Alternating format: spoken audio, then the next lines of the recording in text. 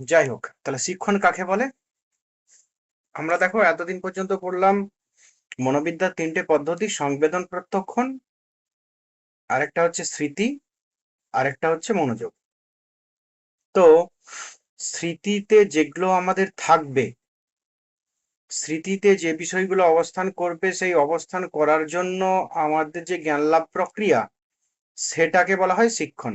প্রাথমিক আমাদের যে জ্ঞান লাভ, হ্যাঁ, যে কোনো বিষয়ে জ্ঞান লাভ, সেটা হচ্ছে শিক্ষণ। মনোবিদ্যার ভাষায় সেটা হচ্ছে শিক্ষণ।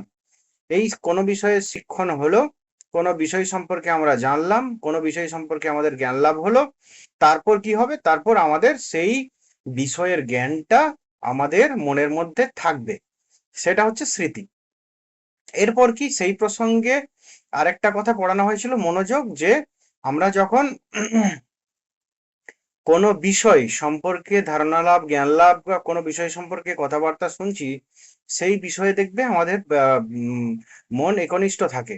মন যদি সেই বিষয়ে না থাকে, তাহলে সেই বিষয়ে শিক্ষা গ্রহণ করা আমাদের সম্ভব নয়। তাহলে শিক্ষণের ক্ষেত্রে কি দরকার? মনোযোগ দরকার। তার জন্য শিক্ষণের আগে আলোচনা হলো কি? উম মনোযোগ, অ্যাটেনশন।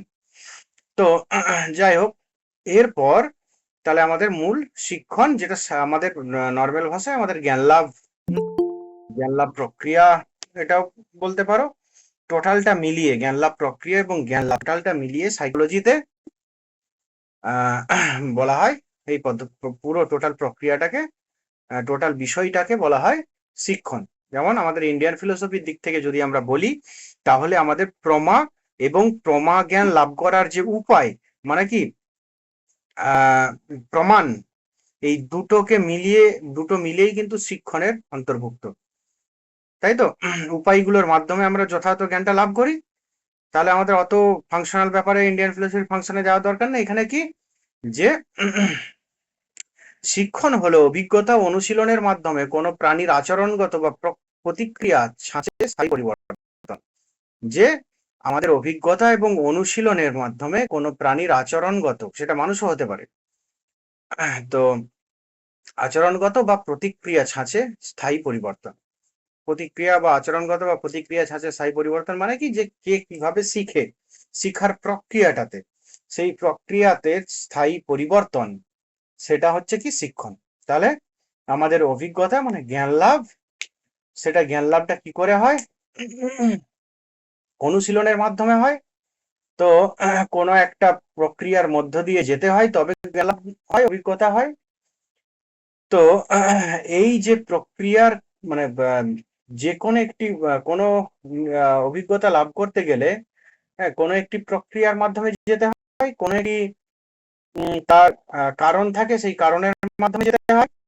সেই কারণ বা সেই প্রক্রিয়ার একটা নির্দিষ্ট ছাঁচ বা স্ট্রাকচার থাকে, সেই স্ট্রাকচারে একটা নির্দিষ্ট হয়ে থাকে, নির্দিষ্ট ডিরেকশন থাকে। সেই ডিরেকশনে যদি আমরা সেই কাজটা করি, তাহলে আমরা ওই নির্দিষ্ট জ্ঞান লাভ করতে পারি। তো যাই হোক, তাহলে শিক্ষণ হলো কি? অভিজ্ঞতা অনুশীলনের মাধ্যমে কোনো প্রাণীর আচরণগত বা প্রতিক্রিয়া সাথে স্থায়ী পরিবর্তন, এটা হলো শিক্ষণ। ম্যাকগিচ এটা কি বলছেন? আর উডওয়ার্থ, ম্যাকগিচ আর হচ্ছে উডওয়ার্থ। তো ম্যাকগিচ বলছেন হ্যাবিটের মাধ্যমে। হ্যাবিট মানে কি? হ্যাবিট, ধরো আমাদের সাধারণ কাজ এবং হ্যাবিটের মধ্যে পার্থক্য আছে। হ্যাবিট মানে কি? যেটা তুমি দৈনন্দিন জীবনে প্রতিনিয়ত করে থাকো, যেটা তোমার সারাদিনের রুটিনের মধ্যে যেটা অন্তর্ভুক্ত, সেটা হলো হ্যাবিট। আর ঠিক আছে, সারাদিনের যে তোমার কাজকর্ম, সেই রুটিনের মধ্যে অবশ্যম্ভাবী ভাবে যেটা অন্তর্ভুক্ত থাকে, সেটাকে হ্যাবিট বলা হয়। যে খাওয়ার পূর্বে ধরো হাত ধোয়া, এটা একটা হ্যাবিট। সকালে উঠে মুখ ধোয়া, এটা একটা হ্যাবিট। এগুলো সব হ্যাবিট। বা ধরো এরকম হ্যাবিট, হ্যাবিট তুমি যখন খুশি তৈরি করে নিতে পারো, যে কোনো বিষয়ে হ্যাবিট তৈরি করে নিতে পারো। কারো বই পড়ার হ্যাবিট, কারোর ঘুরতে যাওয়া হ্যাবিট, কারোর আড্ডা দেওয়া হ্যাবিট। তাহলে হ্যাবিট কি? যেটা দৈনন্দিন জীবনে সঙ্গে তুমি যুক্ত করে ফেলেছো, দৈনন্দিন জীবনে নয়, দৈনন্দিন জীবনের রুটিনের সঙ্গে যুক্ত করে ফেলেছো যে কাজটাকে, সেটাকে বলা হচ্ছে কি হ্যাবিট। সেই যে হ্যাবিট, ম্যাকগিজ কি বলছেন, হ্যাবিটের মাধ্যমে আচরণের পরিবর্তনই হচ্ছে শিক্ষণ। তো ওই যে বললাম যে হ্যাবিট পরিবর্তনীয়, হ্যাবিটও পরিবর্তনীয়, তো হ্যাবিটের মাধ্যমে আবার আচরণের পরিবর্তন, সেটা হচ্ছে শিক্ষণ। আবার কি উডওয়ার্থ কি বলছেন, শিক্ষণ এমন একটি প্রক্রিয়া যা ভবিষ্যতের আচরণে স্থায়ী ছাপ ফেলে এবং প্রতিক্রিয়ার রূপকে সংস্কার করে। শিক্ষণ এমন একটি প্রক্রিয়া, এখানে তিনি বলেছেন শিক্ষণ একটি প্রক্রিয়া রূপে তিনি উল্লেখ করেছেন, এবং যেটি ভবিষ্যতের আচরণে স্থায়ী ছাপ ফেলে, যেটি ভবিষ্যতে যখন আচরণ করবে স্থায়ী একটা ছাপ ফেলে, মানে কি তার একটা গুরুত্বপূর্ণ ভূমিকা থাকে এবং প্রতিক্রিয়ার রূপকে সংস্কার করে, যে তার ফলে যে প্রতিক্রিয়া হয় সেই প্রতিক্রিয়াটারও পরিবর্তন হয়।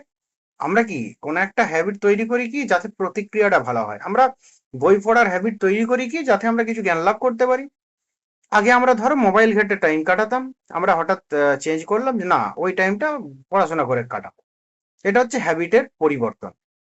যাই হোক, তাহলে ম্যাকগিজের হলো কি হ্যাবিটের মাধ্যমে আচরণের পরিবর্তন শিক্ষণ, আর উডওয়ার্থের মতে শিক্ষণ এমন একটি প্রক্রিয়া যা ভবিষ্যতের আচরণে স্থায়ী ছাপ ফেলে এবং প্রতিক্রিয়ার রূপকে সংস্কার করে। এটার একটু বড় করে দিই তোমাদের রেকর্ডিং।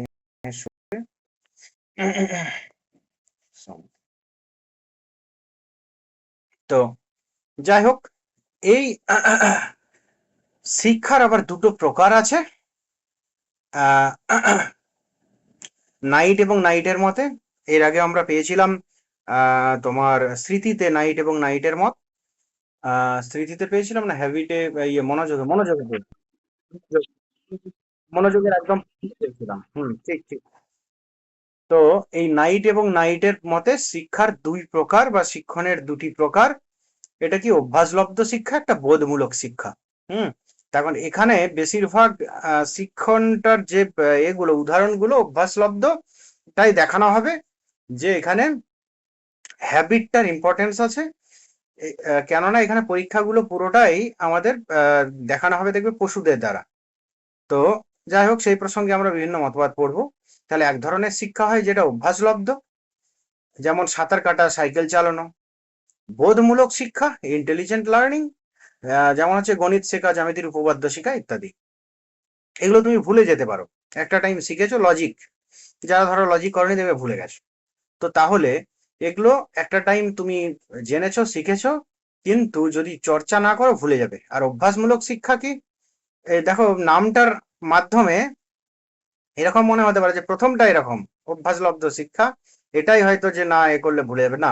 অভ্যাসলব্ধ শিক্ষা তুমি যদি একবার শিখে যাও অভ্যাসের মাধ্যমে, সাঁতার কাটতে জানো না, প্রতিদিন গিয়ে নিজেই পুকুরে লাফাচ্ছ ঝাঁপাচ্ছ, হয়তো নিজেই কোন দিন সাঁতার কাটতে শিখে গেছো নিজে জানতে পারবে না, কিন্তু একবার যদি শিখে যাও তাহলে আর ভুলবে না। আর বোধমূলক শিক্ষা, যেখানে বুদ্ধির ভূমিকা থাকে, সেটার নিয়মিত চর্চা দরকার, যেমন গণিত শেখা, জ্যামিতির উপপাদ্য, আমাদের লজিক শেখা, লজিক জানা। তো এগুলো কিন্তু তুমি চর্চা না থাকলে ভুলে যাবে। তো যাই হোক, এই যে শিক্ষণ, শিক্ষণ সম্পর্কে বিভিন্ন মতবাদ আছে আমাদের, তিনটে মতবাদ যে শিক্ষণ সম্পর্কে, তিনটেই আমাদের পাঠ্য। তো trial error theory, Pavlov condition theory, আর গেস্টাল থিওরি, যেটা রেসপন্স থিওরি বলা হয়। তো যেহেতু আমি এখানে দিয়েছি উপরে দেখো, এইভাবে কেন, যে তোমাদের সিলেবাসে এইভাবেই দেওয়া আছে বলে আমি সেই অনুযায়ী এখানে দিয়েছি সিলেবাসটা, যাতে সিলেবাসটাও অসুবিধা না হয় প্রত্যেকটি টপিকের। এখানে এরকম কেন হলো, আচ্ছা এটা আগের অ্যান্সার গুলো, আচ্ছা ঠিক আছে। শিক্ষণ সম্পর্কে তিনটি মতবাদ, প্রধান তিনটি মতবাদ উল্লেখযোগ্য, সেটা কি না, প্রচেষ্টা ও ভুল সংশোধন মতবাদ, ট্রায়াল অ্যান্ড এরর থিওরি, সাপেক্ষ প্রতিবর্তক মতবাদ, এটা বর্তন হয়ে গেছে, সাপেক্ষ প্রতিবর্ত মতবাদ। আরেকটা হচ্ছে পরিজ্ঞানবাদ বা অন্তর্দৃষ্টি ভিত্তিক মতবাদ বা অন্তর্দৃষ্টিমূলক মতবাদ। তো এটা হচ্ছে গেস্টাল্টের। তো যাই হোক, এই তিনটে শিক্ষণ সম্পর্কে এই তিনটে মতই আমাদের প্রচলিত, সাইকোলজিতে আমরা গ্রাজুয়েশনেও পড়েছি দেখবে এই তিনটেই। তো প্রথম হচ্ছে কি প্রচেষ্টা ও ভ্রম সংশোধন মূলক মতবাদ। তো এর প্রবর্তককে যে এডওয়ার্ড এল থর্নডাইক বা থর্নডাইক, আমরা থর্নডাইকের প্রচেষ্টা ভ্রম সংশোধনমূলক মতবাদ এরকম দেখবে বলতাম। তো তাহলে থর্নডাইকের প্রচেষ্টা ভ্রম সংশোধনমূলক মতবাদ প্রথম আমাদের আলোচ্য বিষয়। তো এই থর্নডাইক প্রবর্তক কারা? তাহলে থর্নডাইক এবং ক্লার্ক হাল। তো যাই হোক, থর্নডাইক এবং ক্লার্ক হাল। মূল ধারণা কি? যে শিক্ষণ হলো উদ্দীপক ও প্রতিক্রিয়ার মধ্যে উপযুক্ত সংযোগ স্থাপন। উদ্দীপক এবং প্রতিক্রিয়া। উদ্দীপক মানে কি? উদ্দীপক অবশ্যই বহিস্থ ব্যাপার, বাহ্য বস্তুর উদ্দীপক, এই কথাটা মনে রাখবে। বারবার তোমাদের সংবেদন প্রত্যক্ষণে উদ্দীপকের কথা বলেছি, উদ্দীপনা, উদ্দীপিত, এই কথাগুলোর অর্থ বারবার বলেছি, আবার একবার বলে দিই, তারপর তাহলে সুবিধা হবে। বহিস্থ বাইরের যে বস্তুটা আছে সেই বস্তুটি উদ্দীপক যুক্ত। আমার চোখ আছে, আমার নাক আছে, কান আছে, আমার ত্বক আছে, আমার এই ইন্দ্রিয়গুলো বহিস্থ ওই বস্তুর উদ্দীপকে উদ্দীপিত হতে পারে। যদি উদ্দীপিত হয় তাহলে সেই উদ্দীপকের দ্বারা আমাদের ইন্দ্রিয়গুলো উদ্দীপিত হয়ে সেই উদ্দীপনা আমাদের ইন্দ্রিয় থেকে কথা কিভাবে যায়? ইন্দ্রিয় থেকে আমাদের স্নায়ু, স্নায়ু থেকে আমাদের মনে। মনোবিদ্যায় মনটা ইম্পর্টেন্ট, তাই এখানে মন বলছি। বোঝা গেল? তাহলে উদ্দীপক হলো বহিস্থ বস্তুর উদ্দীপক। উদ্দীপিত হওয়া মানে কি? বহিস্থ উদ্দীপকের দ্বারা আমাদের ইন্দ্রিয় উদ্দীপিত হওয়া, ইন্দ্রিয়ের উদ্দীপিত হওয়া। এই যে উদ্দীপিত হওয়ার ফলে যে উদ্দীপনা, সেই উদ্দীপনা যাচ্ছে আমাদের স্নায়ুর মাধ্যমে কোথায়? না মনে। তো বোঝা গেছে? বাইরের কোনো একটি বিষয় আছে, সেটি খুব ঠান্ডা, আমি হাত দিলাম মানে কি? আমি টাচ করলাম, আমার ইন্দ্রিয় কি? এটা ত্বক। বহিস্থ বিষয় কি? ঠান্ডা, সেটাতে হাত গেল, সঙ্গে সঙ্গে সেই উদ্দীপকের দ্বারা আমাদের ইন্দ্রিয়, ত্বক ইন্দ্রিয় কি হবে? উদ্দীপিত হবে। ইন্দ্রিয়ের যে উদ্দীপনা সেটা কি হবে? সেটা স্নায়ু পথে আমাদের যাবে। কোথায় যাবে? না মনে। বোঝা গেছে এই শব্দগুলো সম্পর্কে? তখন আমি বুঝতে পারবো যে এটা ঠান্ডা কি এটা গরম। আগের দিন আরেকটা কথা বলছিলাম যে মনোযোগের ক্ষেত্রে, যে আমার উদ্দীপক আছে, সব আছে, ইন্দ্রিয় আছে, কিন্তু মন নেই, তাহলে কিন্তু হবে না। মনটাকে ওখানে থাকতে হবে। মন যদি অন্য বিষয়ে থাকে, মন যে বিষয়ে থাকবে সেই বিষয়ের আমাদের উদ্দীপনা গ্রহণ হবে। তো যাই হোক, তাহলে মূল ধারণাটা কি? মূল কথাটা কি? এটা হচ্ছে মূল কথা, যে শিক্ষণ হলো উদ্দীপক ও প্রতিক্রিয়ার মধ্যে উপযুক্ত সংযোগ স্থাপন। শিক্ষণ কি? না উদ্দীপক এবং প্রতিক্রিয়ার মাধ্যমে উপযুক্ত সংযোগ স্থাপন। মানে কি? আমরা পরে বুঝতে পারবো মানেটা, যে উদ্দীপক পরিবর্তনের মাধ্যমে আমাদের তার ফলে যে ফলটা উৎপন্ন হবে, তাহলে সেই উদ্দীপক পরিবর্তন করার ফলে যে ফল, নর্মাল যে উদ্দীপক আছে তার যে ফল, এর মধ্যে একটা সংযোগ স্থাপন। এরপর দেখো, সঠিক প্রতিক্রিয়া নির্ণয়ের জন্য প্রাণী একাধিক প্রচেষ্টা করে এবং ধীরে ধীরে ভুলগুলি সংশোধন করে কাঙ্ক্ষিত সাফল্যে পৌঁছায়। যে প্রচেষ্টা ভুল প্রথমেই দেওয়া আছে, দেখবে ভুলগুলো সংশোধন করার যে ব্যাপার, সেটা এই মতবাদে, মানে এই ধরনের কথা যদি হয় তাহলে প্রচেষ্টা ভ্রম সংশোধনমূলক মতবাদ, যে সঠিক প্রতিক্রিয়া নির্ণয়ের জন্য প্রাণী একাধিক প্রচেষ্টা করে এবং ধীরে ধীরে ভুলগুলিকে সংশোধন করে কাঙ্ক্ষিত সাফল্যে পৌঁছায়। আমরা এর বিড়ালের পরীক্ষাটা দেখলে দেখতে পাবো কি না, থর্নডাইক একটা বিড়ালকে একটা খাঁচার মধ্যে ভরে তিনি কিছু পরীক্ষা নিরীক্ষা করেন। কি করেন? না এই যে উপরের যে কথাটা, যে উদ্দীপক এবং প্রতিক্রিয়ার মধ্যে উপযুক্ত সংযোগ স্থাপনের জন্য তিনি যে বলছেন শিক্ষণ হলো উদ্দীপক এবং প্রতিক্রিয়ার মধ্যে উপযুক্ত সংযোগ স্থাপন, এটা তো সিদ্ধান্ত বাক্য, এটা তো এমনি এমনি আসেনি। এটা মানে আনার জন্য তিনি অনেক খাঁচার মধ্যে বিড়ালকে ভরে তিনি অনেক পরীক্ষা নিরীক্ষা করেন। তো সেই পরীক্ষা নিরীক্ষাটাই, যে পরীক্ষাটা করেন সেটাই আমরা বলবো। তো সেখান থেকে তিনি যে সিদ্ধান্ত বাক্য, মানে মূল কথাটা এখানে তুলে ধরেছি কি শিক্ষণ হলো উদ্দীপক প্রতিক্রিয়ার মধ্যে উপযুক্ত সংযোগ স্থাপন। আর কি কি হয় না, সঠিক প্রতিক্রিয়া নির্ণয়ের জন্য প্রাণী একাধিক চেষ্টা করে। আমরা দেখতে পাবো খাঁচার মধ্যে বিড়াল অনেক লাফাঝাফা করবে, এবং যখন তিনি বাইরে বেরিয়ে আসার তিনি বলছি যখন সে বাইরে বেরিয়ে আসার প্রক্রিয়াটা আস্তে আস্তে জানতে পারবে, প্রথমবার হয়তো অনেকবার চেষ্টা করলো, দ্বিতীয়বার আরেকটু কম, তৃতীয়বার আরেকটু কম, এইভাবে চলতে চলতে আমরা লাস্টে একটা টাইম দেখবো বিড়ালকে খাঁচায় ঢোকানোর সঙ্গে সঙ্গে বিড়াল বেরিয়ে চলে আসছে। তাহলে প্রচেষ্টা এবং ভুল, প্রচেষ্টা আছে এবং ভুল সংশোধন করতে করতে হ্যাঁ একেবারে সঠিকটাই লাস্টে যে ঢোকানোর সঙ্গে সঙ্গে সে খাঁচার ওই জায়গাটায় হাত দেবে, স্পর্শ করবে এবং দরজা খুলে যাবে, বেরিয়ে আসবে। এই জন্য এই কথাটা বলা হয়েছে যে সঠিক প্রতিক্রিয়া নির্ণয়ের জন্য প্রাণী একাধিক প্রচেষ্টা করে এবং ধীরে ধীরে ভুলগুলি সংশোধন করে কাঙ্ক্ষিত সাফল্যে পৌঁছায়।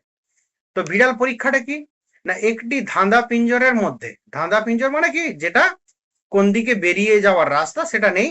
এগুলো ছবি টবি আমি দিইনি, সবার কাছেই বই আছে। যদি বই যদি না আছে কারো কাছে আমাকে বলো, তাহলে আমি ছবিটা দেখাতে পারি। তো এটা হচ্ছে, কল্পনা করো যে একটা খাঁচার মধ্যে একটা বিড়াল ঢুকে আছে এবং দরজাটা এমন ভাবে আটকানো আছে যে বিড়ালটা বুঝতে পারছে না যে কোনটা বেরিয়ে যাওয়ার দরজা। তো একটি ধাঁধা পিঞ্জরের মধ্যে ক্ষুধার্ত বিড়ালকে আবদ্ধ করে বাইরে মাছ রাখা হয়। মাছ কেন রাখা হয়? ক্ষুধার্ত বিড়াল, বিড়ালের সব থেকে অধিক প্রিয় খাদ্য হচ্ছে কি না মাছ, তারপর দুধ। তো একটা মাছ রাখা হয়েছে এবং পিঞ্জরে তাকে, ধাঁধা পিঞ্জর মানে কোন দিকে বেরোনো সে জানে না, এরকম পিঞ্জরে রাখা হয়েছে। সে কি করে মাছটা খাওয়ার জন্য লাফাঝাপা করবে, বেরিয়ে আসার চেষ্টা করবে, কিন্তু পারবে না। প্রথমবার বিড়াল নানা ভ্রান্ত প্রচেষ্টা করে, লাফানো, আজড়ানো ইত্যাদি। হঠাৎ সে সঠিক বোতাম বা তার টেনে দরজা খুলে ফেলে এবং বাইরে এসে মাছ খায়। তো এমন একটা কাঠি, হয়তো কোনো একটা লকটা এমন সিস্টেম করা হয় যে যদি ওইখানটাই হাতটা চাপে বিড়াল, তাহলে দরজাটা খুলে যাবে বাইরে। অনেকক্ষণ লাফাঝাপা করলো, করতে করতে করতে করতে যে হঠাৎ করে সেই জায়গাটা বিড়ালের হাতটা পড়লো, বাইরে বেরোলো। এরপর আবার সেম জিনিস করা হলো, তখন দেখা গেল প্রথমবারের থেকে তার দ্বিতীয়বার টাইমটা একটু কম। একই পরিস্থিতি আবার তৃতীয়বার, তখন দেখা গেল প্রথম দ্বিতীয়বারের তুলনায় তার টাইমটা কম লাগলো। এইভাবে বিড়াল লাস্টে দেখা গেল কি যে একেবারে তাকে খাঁচাতে ভরার সঙ্গে সঙ্গেই সে ওখানে হাতটা চেপে বাইরে বেরিয়ে আসছে।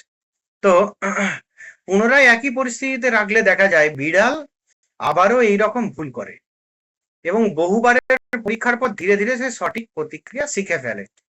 সঠিক যখন প্রতিক্রিয়া শিখে ফেলে তখন তাকে পিঞ্জরে ঢোকানো মাত্রই সে কিন্তু ওই জায়গাটায় দরজার বোতাম বলো বা লক বলো, ওখানে হাত চেপে সে বেরিয়ে আসতে সক্ষম হয়, তখন সে ওটা শিখে ফেলে। তো তাহলে এটা হচ্ছে প্রচেষ্টা ভুল, মানে প্রথমবার অনেক প্রচেষ্টা হয়েছে, অনেক ভুল হয়েছে, দ্বিতীয়বার ভুলটা আস্তে আস্তে, প্রচেষ্টা এবং ভুলের সংখ্যাটা আস্তে আস্তে কমতে থাকছে। একদম লাস্টে করতে করতে করতে করতে যে একবারই সঠিক, ভুল আর করলো না সে। তারপর আবার দেখা যায় যতবারই ঢোকানো হচ্ছে বিড়ালকে ততবারই কিন্তু সে ওখানেই হাতটা দিচ্ছে বা শরীরটা লাগাচ্ছে ওখানে এবং দরজা খুলে বেরিয়ে আসছে। এটাই এখানে মূল কথা। কি তাহলে যে প্রচেষ্টা ভুল সংক্রান্ত মতবাদের মূল কথা তাহলে কি, ওই যেটা বললাম যে শিক্ষণ হলো উদ্দীপক ও প্রতিক্রিয়ার মধ্যে উপযুক্ত সংযোগ স্থাপন। সে বুঝে গেছে লাস্টে যে ওই যে খাঁচায় বেরিয়ে আসার পথটা কি, কি করলে খাঁচা থেকে বেরিয়ে আসা যাবে, ওটাই যদি হাত দেওয়া হয় দরজার লকটিতে তবেই দরজাটি খুলবে, তাই তো। এবং কি সঠিক প্রতিক্রিয়া নির্ণয়ের জন্য প্রাণী একাধিক চেষ্টা করে, প্রথমবার প্রচুর চেষ্টা করেছে, প্রথম দ্বিতীয় তৃতীয় চতুর্থ, তো এবং ধীরে ধীরে তারপর আস্তে আস্তে কি হয়েছে না, ভুলগুলি সংশোধন করে ফেলেছে, ধীরে ধীরে ভুলগুলি সংশোধন করে কাঙ্ক্ষিত সাফল্যে পৌঁছায়। লাস্টের দিকে কিন্তু আর কোনো ভুল নেই যখন শিখে গেছে। তাহলে এই যে থর্নডাইকের শিক্ষণ সূত্রের যে সিদ্ধান্ত সমূহ, সেগুলো কি না, এগুলো অনার্স পড়েছে, এগুলো এইটা এই এক একটা মতবাদ নিয়ে এক একটা ক্লাস করেছি আমরা, হয়তো একটা ক্লাসেও হয়নি, বুঝতে পারিনি। তো আসলে কিছুই নেই, মূল কথা কিচ্ছু নেই। তো থর্নডাইকের শিক্ষণ সূত্রের যে সিদ্ধান্ত, সেই সিদ্ধান্তগুলো কি কি না, প্রাণীর শিক্ষণ প্রক্রিয়া অন্ধ ও যান্ত্রিক। প্রাণীর যদি বিড়ালের মাথায় যদি মানুষের ব্রেনটা বসিয়ে দেওয়া হতো, এরকম যদি একটা বুদ্ধি বৃত্তিমূলক ব্যাপার যদি ওর মাথায় থাকতো, তাহলে তার এত দেরি লাগতো না। তো প্রাণীর শিক্ষণটা কি অন্ধ এবং যান্ত্রিক। এটি বুদ্ধির সাহায্যে হয় না, বরং পুনঃ পুনঃ প্রচেষ্টা ও অভ্যাসের মাধ্যমে হয়। প্রাণীর যে কোনো প্রাণীর শিক্ষণ প্রক্রিয়াটাই হচ্ছে ওই যে অভ্যাসের কথা যখন বললাম, যে এটা কিন্তু অন্ধযান্ত্রিক এবং অভ্যাসমূলক, এটা কিন্তু বুদ্ধিবৃত্তিমূলক নয়। আমাদের মানুষের শিক্ষণ বুদ্ধিবৃত্তিমূলক, বুঝেছ? ওই জন্য দুটো ভাগ করা হয়েছে, যে নাইট এবং নাইট তিনি শিক্ষার দুটো প্রকার বলেছেন, একটা হচ্ছে অভ্যাসলব্ধ শিক্ষা, একটা বোধমূলক শিক্ষা। তো যাই হোক, এই গণিত জ্যামিতি শিক্ষা এটা নিশ্চয়ই পশুরা পারবে না, এটা মানুষের, এটা বোধমূলক। আবার অভ্যাসলব্ধ শিক্ষা এটা বেশিরভাগটা পশুদের, কিন্তু মানুষের যে একেবারে নয় সেটা নয়। মানুষ অনেক শিক্ষাই কিন্তু শেখে কিসের দ্বারা? অভ্যাসলব্ধ। কিন্তু পশুদের বেশিরভাগটাই কিন্তু অভ্যাসলব্ধ শিক্ষা। কেন বেশিরভাগ বললাম? যে কিছু কিছু অল্প কিছু পশু আছে, হ্যাঁ, অভ্যাসলব্ধ হলেও কিন্তু তাদের বুদ্ধিবৃত্তিও আছে, সহজে শিখে ফেলে, সহজে বুঝে ফেলে। ডলফিন আছে, হুম, তিমি, তারপর এ আছে, কি বলে আরেকটা, তোমার হাতি আছে, হাতিও ও মনে রাখতে পারে। তো সেটাও কিন্তু অভ্যাস লব্ধ সহজাত, কিন্তু তার বুদ্ধিবৃত্তি ভূমিকা আছে। তো যাই হোক, এরপর আমাদের বাকিগুলো যে সিদ্ধান্ত সমূহের তৃতীয় যেটা, যে প্রতিবারের পরীক্ষায় প্রাণী যেন নতুন ভাবে সমস্যাটি নিচ্ছে, পুরনো অভিজ্ঞতা সে কার্যকরভাবে ব্যবহার করতে পারছে না। যদি বুদ্ধিলব্ধ বা বুদ্ধির সাহায্য পেত প্রাণী, যে প্রাণী পাবে তার কিন্তু এটা যে কোনো সমস্যাটি কি সেটা শিখতে তার সুবিধে হচ্ছে। তো কিন্তু যেহেতু বুদ্ধি নেই, সেহেতু কি প্রতিবারের পরীক্ষাটা প্রাণী নতুন ভাবে নেয়, এবং কি পুরনো অভিজ্ঞতা সে কার্যকরভাবে ব্যবহার করতে পারছে না বা পারে না। তো সে তার আস্তে আস্তে অভ্যাসের ফলে এটাই হয় যে ঢুকে, হ্যাঁ, যদি শরীরটা ওই জায়গাটাতে যদি টাচ করি বা হাতটা টাচ করি, দেখা মানে তখন দরজাটা খুলে যায়, এইটুকুই। এটা তার বুদ্ধিও থাকে না, এটা অভ্যাসে পরিণত হচ্ছে, যে ঢুকে আমি হয়তো সোজা হয়ে ঘুরে ওই জায়গায় আমি শরীরটা টাচ করব বা হাত দেবো, তাহলেই হয়তো দরজাটা খুলে যাবে, এরকম ব্যাপার। তো একেবারে 4 নম্বর যেটা, ভুলের সংখ্যা ও প্রতিক্রিয়া সময় ধীরে ধীরে কমলেও তা অনিয়মিতভাবে ঘটে। অনিয়মিতভাবে ঘটে কেন? না, তাদের তো বুদ্ধি কাজ করে না, তাদের ভুলের সংখ্যা প্রতিক্রিয়া সময় ধীরে ধীরে কমে, কিন্তু তা বলে এই নয় যে একেবারে যে 3 নম্বরে সে যতটা করলো 4 নম্বরে তার থেকে একটু কম ভুল করবে, এরকম নয়। হতে পারে 4 নম্বরে আর একটু বেশি ভুল হয়ে গেল, 5 নম্বরে একটু কম হলো, 6 নম্বরে আর একটু হয়তো কম হলো, 7 নম্বরে হয়তো বেশি হলো, 8 নম্বরে একেবারে কম হলো, হ্যাঁ, 9 নম্বরে আবার দেখা গেল একেবারে কম নয়, সেটা আবার প্রথমবারের মতো, এরকম হতে থাকলো। কিন্তু আস্তে আস্তে আস্তে আস্তে সে অভ্যাসটা তার জন্মালো, এবং লাস্টে দেখা গেল তাকে পিঞ্জরে ঢোকানোর সঙ্গে সঙ্গে কি হচ্ছে না, সে বাইরে বেরিয়ে আসছে। যাই হোক, এই শিক্ষণ সংক্রান্ত থর্নডাইকের যে সূত্র, তো থর্নডাইকের এই শিক্ষণ সংক্রান্ত সূত্রের কিছু সূত্র আছে, উপসূত্র, তাই তো। তো এটাকে যদি আমরা উপসূত্র বলাটাই ভালো, যে থর্নডাইকের যে প্রচেষ্টা ভ্রম, মানে এরকম যদি বলি, প্রচেষ্টা ভ্রম সংক্রান্ত মতবাদ, থর্নডাইক এবং ক্লার্ক হালের যে প্রচেষ্টা ভ্রম সংক্রান্ত মতবাদ, হ্যাঁ, সেটা কিছু নীতিমালার উপর নির্ভর করে গড়ে উঠেছে, কিছু সূত্রের উপর। সেটাকে কার্যফল, সেই 3টে নীতিমালা বা 3টে সূত্র হলো কি, কার্যফল সূত্র, অনুশীলন সূত্র, প্রস্তুতি সূত্র। কার্যফল, অনুশীলন এবং প্রস্তুতি সূত্র, এই 3টে। কার্যফল সূত্র কি? সন্তোষজনক ফলাফল সৃষ্টিকারী আচরণ পুনরাবৃত্তি হয়, আর অসন্তোষজনক ফলাফল সৃষ্টি করলে তা পরিত্যক্ত হয়। সন্তোষজনক ফলাফল মানে যার দ্বারা মানে আমার দরজাটা খুলছে এখানে, অর্থাৎ মানে অভিষ্ট সিদ্ধ হচ্ছে, সেই আচরণ, অর্থাৎ হাত হাত হয়তো বিশেষভাবে নাড়ানো, ওই জায়গায় হয়তো লাগছে, শরীরটা বিশেষভাবে ওখানে টাচ করা, হ্যাঁ, এটা হচ্ছে কি কার্যফল সূত্র, যে কোন কাজটি করলে আমার কি হয় না, ওই দরজাটা খুলে যেমন বাইরে বেরিয়ে আসতে পারি, তাহলে কি না সন্তোষজনক ফলটা আমার যেটা লাভ হয়, সেই সন্তোষজনক ফলটা কি, সেই ফল সৃষ্টিকারী যে আচরণ সেটা পুনরাবৃত্ত হয়। আর আস্তে আস্তে তাহলে কি হয়, যে যার দ্বারা দরজা খুলছে না সেগুলো কি আস্তে আস্তে কমতে থাকে, পরিত্যক্ত হয়। এর ফলে লাস্টে দেখা যায় যে কি, যে তার ফলাফল সৃষ্টিকারী আচরণ সঙ্গে সঙ্গেই ঘটছে, অসন্তোষজনক ফলাফল সৃষ্টিকারী কোনো আচরণ তার ঘটছে না। অনুশীলন সূত্র। তো একটা হচ্ছে ল অফ এফেক্ট, একটা ল অফ এক্সারসাইজ, আর প্রস্তুতি ল অফ রেডিনেস। তো অনুশীলন সূত্র বা ল অফ এক্সারসাইজ, যে আচরণ যত বেশি অনুশীলিত হবে তা তত বেশি দৃঢ় হবে। এরপর প্রথমে হলো যে সে অসন্তোষজনক গুলো আস্তে আস্তে পরিত্যক্ত হচ্ছে, তার সন্তোষজনক ফলাফল সৃষ্টিকারী আচরণগুলো তার বেশি ঘটছে, এরপর পুনরাবৃত্ত হচ্ছে। দ্বিতীয় অনুশীলন সূত্র, সেটা মানে যে আচরণ যত বেশি অনুশীলিত হবে তা তত বেশি দৃঢ় হবে, সেটা বারবার ঘটছে, এবং যার ফলে সে লাস্টে বুঝে যাচ্ছে যে এটা করলেই আমার বাইরে বেরোনো যাবে অনুশীলনের ফলে, বারবার করার ফলে। প্রস্তুতি সূত্র, ল অফ রেডিনেস, যখন প্রাণী কোনো কাজ করতে মানসিকভাবে প্রস্তুত থাকে তখন সেই কাজের প্রতি তার মনোযোগ ও উৎসাহ বাড়ে। যখন কোনো কাজ করতে মানসিকভাবে প্রস্তুতি থাকে, এখানে মানসিকভাবে প্রস্তুতি থাকার কথা কেন বলা হচ্ছে না, বাইরে মাছ আছে, যে আমাকে এটা খুলতে হবে, আমাকে যত তাড়াতাড়ি সম্ভব বেরিয়ে আসতে হবে বা বেরোতে হবে। তো এই যে যত তাড়াতাড়ি সম্ভব বেরোতে হবে, মানে কি বেরোনোর জন্য সে প্রস্তুত, তাহলে কি সেই বেরোনোর জন্য যা কাজ করতে হবে তার জন্য মনোযোগ এবং উৎসাহ তার বাড়ে। তো এই পর্যন্ত তোমার এ হলো প্রচেষ্টা ভ্রম সংক্রান্ত মতবাদ বা প্রচেষ্টা ভ্রম সংশোধনমূলক মতবাদ। একই কথা, trial and error theory of learning, এটার মূল কথা প্রবর্তক কারা, তার পরীক্ষা, সিদ্ধান্ত সমূহ এবং সূত্র সমূহ। যে এই প্রচেষ্টা ভ্রম সংক্রান্ত মতবাদের মূল সূত্র সমূহ, সেটা টোটালটা আমরা জানলাম। এটুকু জানলেই যথেষ্ট, আর দরকার নেই। এরপর দ্বিতীয়টা সাপেক্ষ প্রতিবর্তবাদ, কন্ডিশন রেসপন্স থিওরি। তো মূল ধারণা কি, যে শিক্ষণ হলো, এই পর্যন্ত ঠিক আছে তো?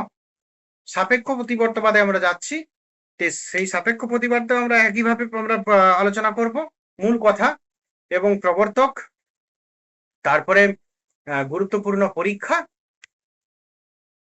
তারপরে মূল বিষয়াবলী, এখানে কি কি কথাগুলো আছে, এগুলো ধরনের, এগুলো নিয়ে অনেক সময় তোমাদের এমসিকিউ আসতে পারে। তারপরে কি শিক্ষা কার্যক্রমে প্রভাব, যে তার প্রভাবটা কেমন, ঠিক এখানেও যেমন আলোচনা করা হয়েছিল প্রচেষ্টা ভ্রমে, যে শিক্ষণ সংক্রান্ত থর্নডাইকের মূল সূত্র বলা হয়েছিল, তার আগে থর্নডাইকের সিদ্ধান্ত, সেই সিদ্ধান্ত আকারেই আর কি ওখানে তোমার সাপেক্ষ প্রতিবর্ত মতবাদেও আমরা লাস্টে রেখেছি যে শিক্ষা কার্যক্রমে এর প্রভাব কি। তো যাই হোক, আমরা এটা শুরু করি, যে এর মূল কথা কি তাহলে। যে সাপেক্ষ প্রতিবর্তবাদ, এই প্রচেষ্টা ভ্রম সংশোধনে আমরা দেখলাম যে অনেকবার প্রচেষ্টা করে আস্তে আস্তে কি হয় না, ভ্রমগুলো সংশোধন করে, যেটা প্রকৃত, যেটা উদ্দীপকের, যেটা আমাদের ওই ভাষায় যদি আমরা বলি, যে সঠিক প্রক্রিয়া নির্ণয়ের জন্য প্রাণী একাধিক প্রচেষ্টা করে এবং ধীরে ধীরে ভুলগুলি সংশোধন করে কাঙ্ক্ষিত লক্ষ্যে পৌঁছায়। আর এটা হলো যে উদ্দীপক এবং প্রতিক্রিয়ার মধ্যে উপযুক্ত সংযোগ স্থাপন, যাতে কি হয়, প্রথমে ভুলগুলো হয় এবং পরে পরে উদ্দীপক এবং প্রতিক্রিয়ার মধ্যে সংযোগ স্থাপনের মাধ্যমে ভুলগুলো কমতে থাকে ধীরে ধীরে, এবং লাস্টে কাঙ্ক্ষিত লক্ষ্যে পৌঁছায়। এবং পরবর্তী ক্ষেত্রে আস্তে আস্তে পরীক্ষা করলে একই হয়, পরীক্ষা করলে দেখা যায় লাস্টে তার ভুলের পরিমাণ একেবারে কমতে কমতে জিরো, তাকে পিঞ্জরে ঢোকানোর সঙ্গে সঙ্গেই সে ওই নির্দিষ্ট স্থানে হাত দিয়ে বা শরীর লাগিয়ে সে কিন্তু বাইরে বেরিয়ে আসতে সক্ষম হচ্ছে। এরপর সাপেক্ষ প্রতিবর্তবাদে একটু অন্যরকম। শিক্ষণ হলো বিভিন্ন প্রতিবর্ত ক্রিয়ার শৃঙ্খল। শৃঙ্খল কেন বলা হচ্ছে আমরা পরে দেখবো, যে উদ্দীপক ও প্রতিক্রিয়ার সংযোগের মাধ্যমে এক ধরনের আচরণ গড়ে ওঠে। এখানেও বলা হচ্ছে কি, উদ্দীপক এবং প্রতিক্রিয়ার মাধ্যমে এক ধরনের আচরণ গড়ে ওঠে। উদ্দীপক এবং প্রতিক্রিয়ার সংযোগের মাধ্যমে এক ধরনের আচরণ গড়ে ওঠে। তো আমরা এখানে দেখেছিলাম কি শুধুমাত্র সংযোগ স্থাপন, তাই না? প্রচেষ্টা ভ্রমে কি উদ্দীপক এবং প্রতিক্রিয়ার মধ্যে উপযুক্ত সংযোগ স্থাপন। এখানে আমরা কি দেখছি, উদ্দীপক এবং প্রতিক্রিয়ার মধ্যে মধ্যে সংযোগের মাধ্যমে কি এক ধরনের আচরণ, প্রাণীর মধ্যে এক ধরনের নির্দিষ্ট আচরণ গড়ে ওঠে। সেটা আমরা দেখব, বিভিন্ন পরীক্ষা আছে, কুকুরের লালা নিঃসরণ আছে, এটা সব থেকে ভালো কি হচ্ছে, সব থেকে ভালো পরীক্ষা। সব থেকে আমরা যেটা আমরা জানি আর কি, যে আমাদের সাপেক্ষ প্রতিবর্তবাদ মানেই কিন্তু কুকুরের লালা নিঃসরণের ওই তোমার পরীক্ষাটা। তো যাই হোক, আরো পরীক্ষা আছে, সেগুলো আমরা দেখব। এই মূল প্রবক্তা কারা, যে ইভান প্যাভলভ। প্যাভলভ হচ্ছেন এর প্রবক্তা। আরো আছে কুকুরের লালা নিঃসরণ সংক্রান্ত ক্লাসিক্যাল কন্ডিশনিং, এই মতবাদ, এর প্রবক্তা কি ইভান প্যাভলভ। আরো আছে, আরো বিভিন্ন প্রবক্তা আছেন এদের, যে বেক্টেরেভ, সেখান থেকে বেক্টেরে, রাশিয়ান নাম, ল্যাসলে, ওয়াটসন, মাতিয়ের, এগুলো সবাই কিন্তু কি, যে সাপেক্ষ প্রতিবর্তবাদের সমর্থক, প্রবর্তক নয়, তারা হচ্ছে সমর্থক। আর প্রবর্তককে ইভান প্যাভলভ। বোঝা গেল? এরপর হচ্ছে গুরুত্বপূর্ণ পরীক্ষাগুলো। 1 নাম্বার, প্যাভলভের কুকুর পরীক্ষা। উদ্দেশ্য কি, শিক্ষা কি স্বাভাবিক প্রতিক্রিয়ার পরিবর্তন ঘটিয়ে ঘটানো যায়? স্বাভাবিক যে প্রতিক্রিয়া তার পরিবর্তন ঘটিয়ে কি শিক্ষা ঘটানো যায়, এটা হচ্ছে উদ্দেশ্য। পদ্ধতি কি, কুকুরের মুখে খাবার দিলে স্বভাবতই লালা নিঃসরণ হয়। খাবার দেওয়ার আগে ঘণ্টাধ্বনি বাজানো এবং এক পর্যায়ে কুকুর শুধু ঘণ্টাধ্বনি শুনে লালা নিঃসরণ করে। তো এই আমরা পদ্ধতিটা একটু আমি বলে দিই, এখানে তো ডিটেলসে কোনোটাই আমি দিইনি, তো তোমাদের ডিটেলসে একটু জানা দরকার, মানে জেনে নিলেই হবে, মানে শুনলেই হবে। যে প্যাভলভ কি করেন, একটা নির্দিষ্ট টাইমে কুকুরকে খাবার দিতে শুরু করেন এবং সেই টাইমে খাবার দেওয়ার সময় প্রতিদিন কি করেন, একটি ঘন্টা বাজান এবং কুকুরকে খাবার দেন। ঘন্টা বাজান, কুকুরকে খাবার দেন, ঘন্টা বাজান, কুকুরকে খাবার দেন, এইভাবে চলতে থাকে। তারপর দেখা যায় কি, যে ঘন্টা বাজানোর সঙ্গে সঙ্গেই লালা নিঃসরণ, তাই তো? যে ঘন্টা বাজানোর সঙ্গে সঙ্গেই লালা নিঃসরণ শুরু হয়ে যায়, যে কুকুর ভেবে ফেলে যে আমাকে এরপর খাবার দেবে। তো এরপর কুকুরের মুখে খাবার দিলে স্বভাবতই লালা নিঃসরণ হয়, এটা স্বাভাবিক, কুকুর খেতে খেতে দেখবে লালা পড়ে। কিন্তু খাবার দেওয়ার আগে ঘন্টা ধ্বনি বাজানোর সঙ্গে সঙ্গে খাবার দেওয়া হয়নি, তখনও কিন্তু লালা নিঃসরণ হচ্ছে, তাই তো? বোঝা গেল? তো এখানে কি হলো না, আমার যে উদ্দীপক এবং প্রতিক্রিয়ার মধ্যে সংযোগের মাধ্যমে এক ধরনের আচরণ। দেখো, উদ্দীপক কি, উদ্দীপক হচ্ছে কি ঘন্টা, তাই তো? এবং প্রতিক্রিয়া, প্রতিক্রিয়া কি লালা নিঃসরণ।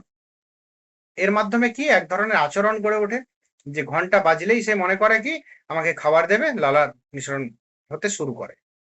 তো এরপর দেখো ফলাফল, ফলাফলটা কি হয়, ওখানেও প্রচেষ্টা ভ্রম সংক্রান্ত মতবাদেও কিন্তু বিড়ালটি আস্তে আস্তে লাস্টে কিন্তু শিখে গেছিল যে আমার কিভাবে বেরিয়ে আসতে হবে, কিন্তু সেটার প্রক্রিয়াটা আলাদা, প্রচেষ্টা ভ্রম সংশোধনের মাধ্যমে। কিন্তু এখানেও কুকুরটি কিন্তু শিখে যায়, ঘণ্টাধ্বনি মানে খাবার আসছে, এটি সাপেক্ষ প্রতিক্রিয়া, এটি সাপেক্ষ প্রতিক্রিয়া, কন্ডিশনড রেসপন্স।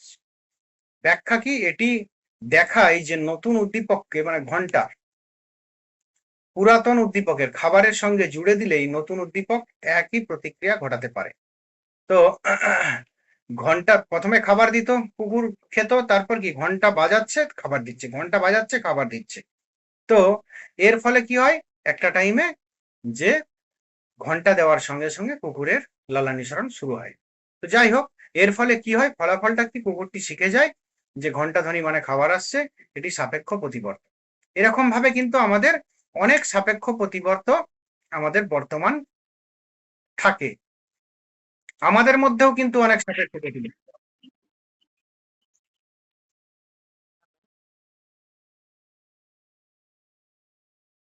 বলো, আরেকবার বলো।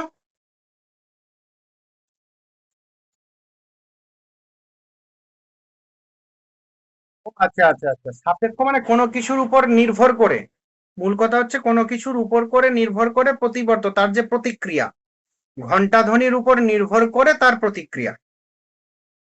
বোঝা গেছে? এটা যে কোনো, এবার এটা পরিবর্তন হতে পারে, অন্য কিছুর ক্ষেত্রে অন্য কিছু হবে, যেটার উপর নির্ভর করে যে প্রতিক্রিয়া। তো কন্ডিশন রেসপন্স, কোনো কিছুর উপর নির্ভর করে রেসপন্স, সেটা হচ্ছে কন্ডিশন রেসপন্স। প্রতিবর্ত বা সাপেক্ষ প্রতিক্রিয়া একই কথা। যাই হোক, এরপর আহ, আমরা এখানে আরেকজন পেয়েছিলাম, ভিক্টর ল্যাসলে, না স্নায়রক্সি, ওটা পাইনি। আচ্ছা, আচ্ছা বেচরেপ পেয়েছি, তাই তো।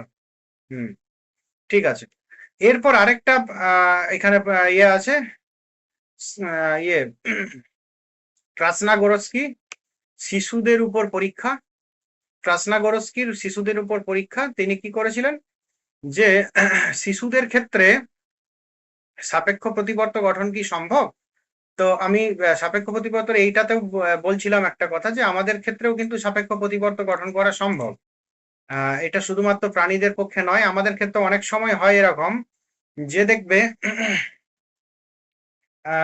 কি বলবো,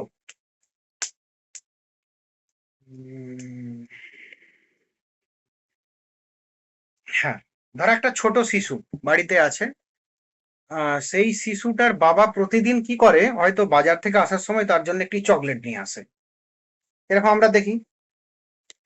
সে কিন্তু সেটাতে অভ্যস্ত হয়ে পড়েছে। অভ্যস্ত হয়ে পড়ার ফলে কি হয়েছে, যে তার বাবা আসলেই সে কিন্তু তার কাছে চলে যায়, যে জানে আমি চকলেট পাবো। তাই তো, এটাও কিন্তু সাপেক্ষ প্রতিবর্তন। তার যাওয়ার মূল কারণটা কিন্তু মূলত চকলেট। তো এরকম আমরা কিন্তু অনেক সাপেক্ষ প্রতিবর্ত আমাদের মধ্যে দেখতে পাই। তো সেই জন্য ক্রাসনাগরস্কি একটা পরীক্ষা করলেন, যে আমাদের শিশুদের মধ্যে কি এরকম কি সাপেক্ষ প্রতিক্রিয়া বা সাপেক্ষ আহ, পরিবর্তন বা প্রতিবর্ত গঠন করা সম্ভব। সেটার জন্য একটা পরীক্ষা করে দেখেন, যে শিশুদের মুখে তুলা রাখা হয়, তুলা মানে আমাদের যে তুলা, সেটা তুলা রাখা হয়, প্রতিবার নির্দিষ্ট শব্দ বা স্পর্শের সঙ্গে খাবার দেওয়া হয়। পরে দেখা যায় শুধু শব্দ বা স্পর্শেই লালা নিঃসরণ হচ্ছে। তো এই একই ব্যাপার, শিশুদের মানে তাদের তো বুদ্ধিবৃত্তিটা অতটা ডেভেলপ হয়নি তখনও।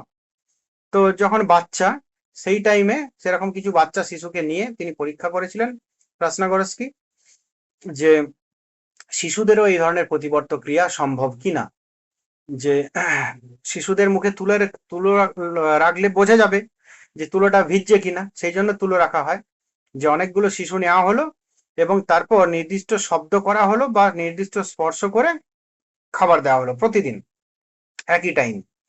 এরপর কি হলো, আস্তে আস্তে দেখা যাচ্ছে যে যে এরকম করতে করতে, যে এরকম শব্দ, সেই নির্দিষ্ট শব্দ বা নির্দিষ্ট স্পর্শটার সঙ্গে সঙ্গে তাদের কিন্তু তুলো যে রাখা ছিল মুখে, সেটা ভিজে যাচ্ছে। মানে কি, তাদের লালা নিঃসরণ হচ্ছে ওই খাবারটির জন্য। তাহলে কি সাপেক্ষ প্রতিবর্ত, যে একই ধরনের ক্রিয়া হচ্ছে অন্য কিছুর জন্য। আগে হতো কিসের, আগে অন্য কিছুর জন্য হতো, অন্য খাবারের জন্য, কিন্তু এখানে ওই যে খাবার দেওয়ার সঙ্গে সঙ্গে ঘন্টাধ্বনি, খাবার দেওয়ার সঙ্গে সঙ্গে ঘন্টাধ্বনি, সরি ঘন্টাধ্বনি দিয়ে খাবার, সেই ঘন্টাধ্বনির সঙ্গে এটা সাপেক্ষ হয়ে গেছে, ঘন্টাধ্বনির সাপেক্ষে হয়ে গেছে, আগে অন্য কিছুর সাপেক্ষে ছিল। তো শিশুদের ক্ষেত্রেও তাহলে এই সাপেক্ষ প্রতিবর্ত উম বা সাপেক্ষ প্রতিক্রিয়া মানে হতে পারে, সেটা একটা উদাহরণ। পরিমাপ কি করে হয়, পরিমাপ কিভাবে করেছিলেন, যে ভেজা তুলার ওজন বৃদ্ধি থেকে লালার পরিমাণ নির্ধারণ করা যায়। এটা স্বাভাবিক, যে তুলাগুলো যদি বের করে যদি ওজন করা হয় বা দেখা হয়, নর্মাল আমরা যদি দেখি তাহলে বুঝতে পারবো যে নর্মালে ভিজছে না। আর এই খাবারের এই ঘন্টা ধ্বনি বা এই শব্দ, এই স্পর্শের পর খাবার দেওয়ার সঙ্গে মানে খাবার দেওয়া হচ্ছে হচ্ছে হচ্ছে হচ্ছে, হঠাৎ একদিন দেখা গেল হুট করে ঘন্টাধ্বনি বা শব্দ বা বিশেষ স্পর্শ করা হলো, কিন্তু খাবার দেওয়া হলো না, তাদের লালানিসরণ হচ্ছে। কেননা সেই ঘন্টাধ্বনির সঙ্গে সঙ্গে তাদের মাথাতে ওটা সেট হয়ে পড়েছে যে ঘন্টা ওইটা শব্দটা হবে বা ওই স্পর্শটা হবে, আমাদের খাবার আসবে। তো ফলাফল কি? এটি শিশুদের মধ্যে সাপেক্ষিক শিক্ষার প্রমাণ দেয়, যে সাপেক্ষ প্রতিবর্ত বা সাপেক্ষ প্রতিক্রিয়া শিশুদের মধ্যেও ঘটতে পারে, তার এটা প্রমাণ। এরপর কি, ওয়াটসন একটি পরীক্ষা করেছিলেন, যে অ্যালবার্ট শিশু পরীক্ষা, ওয়াটসন লিটিল অ্যালবার্ট এক্সপেরিমেন্ট। উদ্দেশ্য কি? যে ভয়ের মতো আবেগও কি সাপেক্ষিক ক্রিয়ার মাধ্যমে সৃষ্টি হতে পারে, যে ভয়ের মতো আবেগও কি সাপেক্ষিক শিক্ষার মাধ্যমে সৃষ্টি হতে পারে। পদ্ধতি কি? যে অ্যালবার্ট নামের 9 মাস বয়সী শিশুকে একটি ইঁদুর দেখানো হয়, সে ভয় পায় না। প্রতিবার ইঁদুর দেখানোর সময় পিছন থেকে জোর শব্দ করা হয়, যার ফলে কি, যে ভয়ের একটা সংকেত দেওয়া হয়, তারপরে কি একটু একটু করে ভয় পায়। পরে শুধু ইঁদুর দেখালেও সে ভয় পায়, শব্দটা আর করতে হয় না। বোঝা গেল? এখানে একটু উল্টো হবে, ওখানে শব্দ করেছে, ওই বিষয়টা, ওই খাদ্যটা, ওটাকে নিয়ে নেওয়া হয়েছে, লালা নিঃসরণ হয়েছে। কিন্তু এখানে একটু অন্যভাবে করা হয়েছে, যে 9 বছর বয়সী একটি শিশুকে নেওয়া হয়েছে এবং সে ইঁদুর দেখানো যখন হয় সে ভয় পায় না। যদি দেখবে ছোটবেলায় যে কোনো কিছুই কিন্তু আমাদের মানে বেশিরভাগটাই অভ্যাসজাত। অভ্যাসজাত, সহজাত কিছু আছে, সেগুলো অন্য বিষয়, কিন্তু এই সকল বিষয় কিন্তু বেশিরভাগটাই আমার কিন্তু অভ্যাসজাত। এবং অনেক কিছুই আমাদের কিন্তু তোমার সাপেক্ষ প্রতিক্রিয়া জন্য, তো আমরা সেটা তৈরি করি বারবার, তার ফলে শিশু শিখে ফেলে। তো প্রতিবার ইঁদুর দেখানোর সময় কি হয়, পিছন থেকে ভয়ের একটা সংকেত দেওয়া হয়, ভয়ের শব্দ করা হয়। এরকম দেখতে দেখতে দেখতে দেখতে শিশুর মধ্যে কি একটা মানসিক পরিবর্তন হয়ে পড়ে, ইঁদুর কাছে আসলেই তাকে ভয়ের যে শব্দ, ভয় দেখানো, সেগুলো হয় না, সেগুলো করা বন্ধ করে দেওয়া হয়, কিন্তু তথাপি সে কিন্তু ইঁদুর দেখলে ভয় পেয়ে যায়। তো যাই হোক, বাচ্চাদের মধ্যেও দেখবে এরকম অনেক কিছুই ঘটে, দেখবে ভূত শব্দটার অর্থই জানে না, বা শিয়াল শব্দের অর্থই জানে না, কালো গোগো শব্দের অর্থই জানে না, কিন্তু দেখবে আমরা কোন একটা শিশুকে ভয় পাওয়ানোর জন্য আমরা এরকম করি, ওই কালো গোগো আসছে, ওই শিয়াল আসছে, এই ভূত আসছে, এবং বারবার বারবার করা হয়। তখন একটা টাইমে দেখবে সে কিন্তু ভয় পেয়ে যায় বারবার বারবার করার ফলে, যে এই ভূত, তখন দেখবে সে চুপ করে ফেলে কোনো কিছুর জন্য। তো এগুলো সবই কিন্তু অভ্যাসজাত। অভ্যাসজাতর কিছু কিছু হচ্ছে কি না, সাপেক্ষ প্রতিক্রিয়া। অভ্যাসজাত কিছু কিছু অভ্যাসজাত ক্রিয়া, সেগুলো সাপেক্ষ প্রতিক্রিয়া হয়ে পড়ে, যেগুলোর কোনো একটা কন্ডিশন থাকে, কোনো একটার মাধ্যমে, কোনো একটা দ্বারার সে লাভ করে, সেটা হচ্ছে অপারেশন, এই কি বলে, সাপেক্ষ প্রতিক্রিয়া বা সাপেক্ষ প্রতিক্রিয়া। আর যেগুলো কোনো একটা সাপেক্ষ নয়, তো সেগুলো কি না, সেগুলো সাপেক্ষ প্রতিক্রিয়া নয়, কন্ডিশন রেসপন্স নয়। তো এর ফলে কি ফলাফল, ভয়ও শিখে নেওয়া যায়, এটি একটি আবেগগত সাপেক্ষ প্রতিক্রিয়া। ভয়টাও একটা আবেগগত সাপেক্ষ প্রতিক্রিয়া। আরেকটা কি, ভয়ের বিলুপ্তি পরীক্ষা। তাহলে এটা হচ্ছে যে কি বলে, ভয়ের মতো আবেগও কি সাপেক্ষিক শিক্ষার মাধ্যমে সৃষ্টি হতে পারে। তো ভয় ভয় বা তোমার সেখানে শুধু ভয়ের কথা বলা হয়েছে, অন্য অনেক কিছু হতে পারে শিশুর, যেগুলো শেখানো হয়, বিভিন্ন আবেগ, হ্যাঁ, সেগুলো সবই কিন্তু সাপেক্ষ প্রতিবর্ত ক্রিয়া হতেই পারে, হ্যাঁ, বিভিন্ন পরীক্ষা করা যেতেই পারে। তাহলে ভয়, দেখো, ভয় সৃষ্টি করার সেটারও একটা পরীক্ষা হলো, আবার ভয়কে দূরীভূত করা, মানে সবই ওই যে বললাম যে অভ্যাসজাত, সহজাত নয়, অভ্যাসজাত। তো এই অভ্যাসের মাধ্যমে, অর্থাৎ কি, কোন একটার মাধ্যমে আমরা কোন একটার সাপেক্ষে আমরা কিন্তু ভয়ের অবলুপ্তিও ঘটাতে পারি। সেটা কি, ভয় উৎপন্ন করা ইঁদুরকে আনন্দদায়ক অবস্থায় মায়ের কোলে রাখা বা কোলে খাওয়া বা খেলা করার সময় অ্যালবার্টের সামনে বারবার দেখানো হয়। কি হয় না, বারবার বারবার বারবার দেখানো হয়, দেখানো হয়, দেখানো হয়, আর ওই শব্দ করা হয় না। হ্যাঁ, তাকে হয়তো ইঁদুরটাকে আদর করা হয়, তারপরে কি, ধীরে ধীরে তার কি হয়, ভয় দূর হয়ে যায়। তারপরে লাস্টে কি হয়, লাস্টে যখন ইঁদুরটা তার সামনে রাখা হয়, তখন কিন্তু আর তার ভয় হয় না। দেখো, এটাও কিন্তু সেই কন্ডিশন রেসপন্স। তো মূল শিক্ষা কি, সঠিক উদ্দীপনের সঙ্গে বারবার ভালো অভিজ্ঞতা জুড়ে দিলে আগের নেতিবাচক প্রতিক্রিয়া দূর দূর করা যায় বা দূরে চলে যায়। মূল বিষয়াবলী কি, এখানে কিছু কথা আমরা দেখলাম, সেই কথাগুলো একটু মনে রেখে দিই। মূল কথা, কন্ডিশন রেসপন্স, যে তোমার তোমার এখানের যে ব্যবহৃত যে অর্থ, সেখানে এটার অর্থ হলো, মূল কথা কি, সাপেক্ষ প্রতিক্রিয়া বা সাপেক্ষ প্রতিবর্ত ক্রিয়া। কন্ডিশন রেসপন্স, কোন একটা কিছু কন্ডিশনে কোন একটার উৎপন্ন। তো সেটা কি আমাদের এই পরীক্ষার ক্ষেত্রে কন্ডিশন রেসপন্স কি, ঘন্টা ধ্বনির প্রতিক্রিয়ায় যে লালানি সরণ, তাই তো। ঘন্টা ধ্বনির কন্ডিশনে রেসপন্স কি হচ্ছে, লালানি সরণ হচ্ছে। তারপর দেখো, কন্ডিশন স্টিমুলাস, যেমন ঘন্টা ধ্বনি, কেন এখানে বলা হচ্ছে কন্ডিশন সাপেক্ষ স্টিমুলাস। স্টিমুলাস মানে কি, যে তোমার স্টিমুলাস মানে হচ্ছে প্রতিক্রিয়া। স্টিমুলাস মানে প্রতিক্রিয়া, সরি প্রতিক্রিয়া বলছি, স্টিমুলাস মানে যে তোমার প্রতিক্রিয়াটা ঘটবে, প্রতিক্রিয়াটা মানে ঘটার ফলে যেটা তোমার পরিবর্তনটা যেটা হবে, সেটা হচ্ছে স্টিমুলাস। স্টিমুলাস মানে কি, যেমন হচ্ছে লালানি সরণ, সরি এটা ভুল বললাম, রেসপন্সটা হচ্ছে লালানি সরণ, আর স্টিমুলাস হচ্ছে ঘন্টা ধ্বনি, মানে যেটার পরিবর্তনটা ঘটানোর সঙ্গে সঙ্গে যে পরিবর্তনটা ঘটে, সেই পরিবর্তনটা হচ্ছে রেসপন্স। মানে লালানি সরণের পরিবর্তন ঘটে, ঘন্টা ধ্বনি আর থাকে না। আর স্টিমুলাস, যেটা প্রাথমিকভাবে আমাদের উদ্দীপক, উদ্দীপকটার পরিবর্তনের মাধ্যমে লালানি সরণের প্রক্রিয়াটাকে চেঞ্জ করা হয়, তো সেই উদ্দীপক, সেটা হচ্ছে এখানে কোনটা না, ঘন্টা ধ্বনি। আর কি না, আনকন্ডিশন স্টিমুলাস কোনটা, যেটা কোনো কন্ডিশন যুক্ত নয়, যে উদ্দীপকটা কোনো শর্তের উপর নির্ভর করে না, যেমন খাদ্য।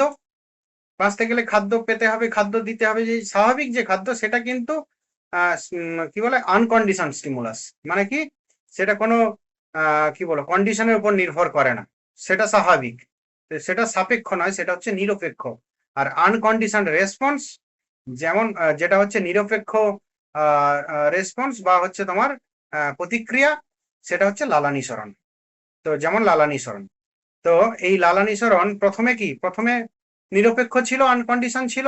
তারপরে যখন ঘন্টা ধ্বনির সাথে যুক্ত করা হলো, ঘন্টা ধ্বনি নামক স্টিমুলাসের সঙ্গে যুক্ত করা হলো, তখন সেই রেসপন্সটা কি চেঞ্জ হয়ে গেল, সেটা কন্ডিশন রেসপন্স হয়ে গেল, সাপেক্ষ প্রতিক্রিয়া হয়ে গেল। তার আগে ছিল নিরপেক্ষ প্রতিক্রিয়া। বোঝা গেল, আমি ওই জন্য নিচের থেকে বললাম এই কারণে। তো আর যেটা আনকন্ডিশন স্টিমুলাস, যেটা হচ্ছে যে নিরপেক্ষ উদ্দীপক, সেটা হচ্ছে কি খাদ্য। যাই হোক, প্রথমে খাদ্য নর্মাল, তারপরে কি আনকন্ডিশন রেসপন্স, লালানি সরণ নর্মালি হয় কুকুরের বা বাচ্চাদের ক্ষেত্রেও হয় লালানি সরণ। এরপর আমাদের ক্ষেত্রে হয় যদি টক জাতীয়, এটা কিন্তু সবার ক্ষেত্রে, টক জাতীয় খাবারের ক্ষেত্রে লালানি সরণ হয়। টক জাতীয় খাবার সামনে থাকলে লালানি সরণ হয়। কন্ডিশন স্টিমুলাস, যেটা হচ্ছে তোমার কি বলে, যেটা পরিবর্তন হয়, যে তোমার উদ্দীপকটা পরিবর্তন, মানে পরিবর্তন করা হয় উদ্দীপকটা, সেটা বলে কন্ডিশন, সেটা কন্ডিশন স্টিমুলাস, সেটা হচ্ছে ঘন্টা ধ্বনি। আর কন্ডিশন রেসপন্স কোনটা, যে যে রেসপন্সটাও কোনো কন্ডিশনের উপর নির্ভর করে হয়, স্বাভাবিকভাবে হয় না, যে ঘন্টা ধ্বনির প্রতিক্রিয়া যে লালানি সরণ, সেটা। এই প্রসঙ্গে যেহেতু এগুলো আছে, এগুলোর মূল কথাগুলো, তো এটার এই সবগুলো মনে রাখবে, লাগতে পারে যদি বড় ওই টোটালটা যদি মনে রাখো, তাহলে শর্টগুলো কিছুই নয়। Uncondition stimulus UCS, uncondition response UCR, condition stimulus CS, condition response CR. তো এরপর লাস্টে শিক্ষা কার্যক্রমে প্রভাব কি ফেললো তাহলে আমাদের, যে কন্ডিশন রেসপন্স থিওরি আমাদের কি তার দ্বারা কি হলো না, শিশুদের আচরণ গঠনে কন্ডিশনিং পদ্ধতির প্রয়োগ। আমরা এত সব না জেনেও, পদ্ধতি না জেনেও, আমরা কিন্তু এই পদ্ধতি কিন্তু প্রয়োগ করে থাকি সচরাচর ন্যাচারালি। তো ভয় বা ভুল অভ্যাস সংশোধনে ইতিবাচক উদ্দীপক প্রয়োগ, এটা ঠিক যে কারোর কোনো বিষয়ে ভয় আসছে, সেই ভয়ের প্রবণতাকে বিনাশ করা, সেটাও কিন্তু এই কন্ডিশন রেসপন্সের দ্বারা সম্ভব। এটা একটা ভালো দিক। সমাজের রীতিনীতি, সালাম, শিষ্টাচার প্রভৃতি আচরণ এই তত্ত্ব দ্বারা ব্যাখ্যা করা সম্ভব। যে আমাদের টোটালটাই কিন্তু ওই যে বললাম যে আমরা যে কোনো শিশু ছোট থেকে কিভাবে বড় হয়, মানে বড় যখন হয় তখন তার সমস্ত কিছুই কিন্তু অভ্যাস, তাই তো?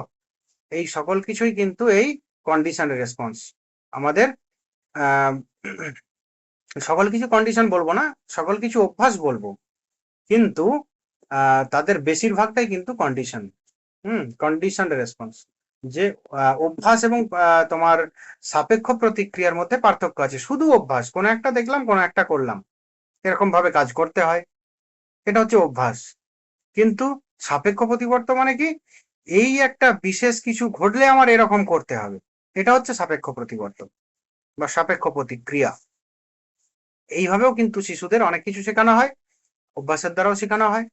তো যাই হোক, এই তাহলে শিশুদের তোমার শিক্ষণের ক্ষেত্রে বা পশুদের শিক্ষণের ক্ষেত্রে, হ্যাঁ, এই সকলগুলোর এই তোমার সাপেক্ষ প্রতিবর্ত বা সাপেক্ষ প্রতিক্রিয়া মূলক যে মতবাদ প্যাভলভের, এটা কিন্তু খুব গ্রহণযোগ্য একটি মতবাদ।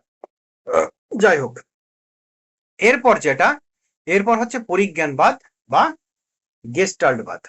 পরিজ্ঞানবাদ বা গেস্টাল্টবাদ, যে ইনসাইট থিওরি বা গেস্টাল্ট থিওরি অফ লার্নিং। মূল ধারণা কি?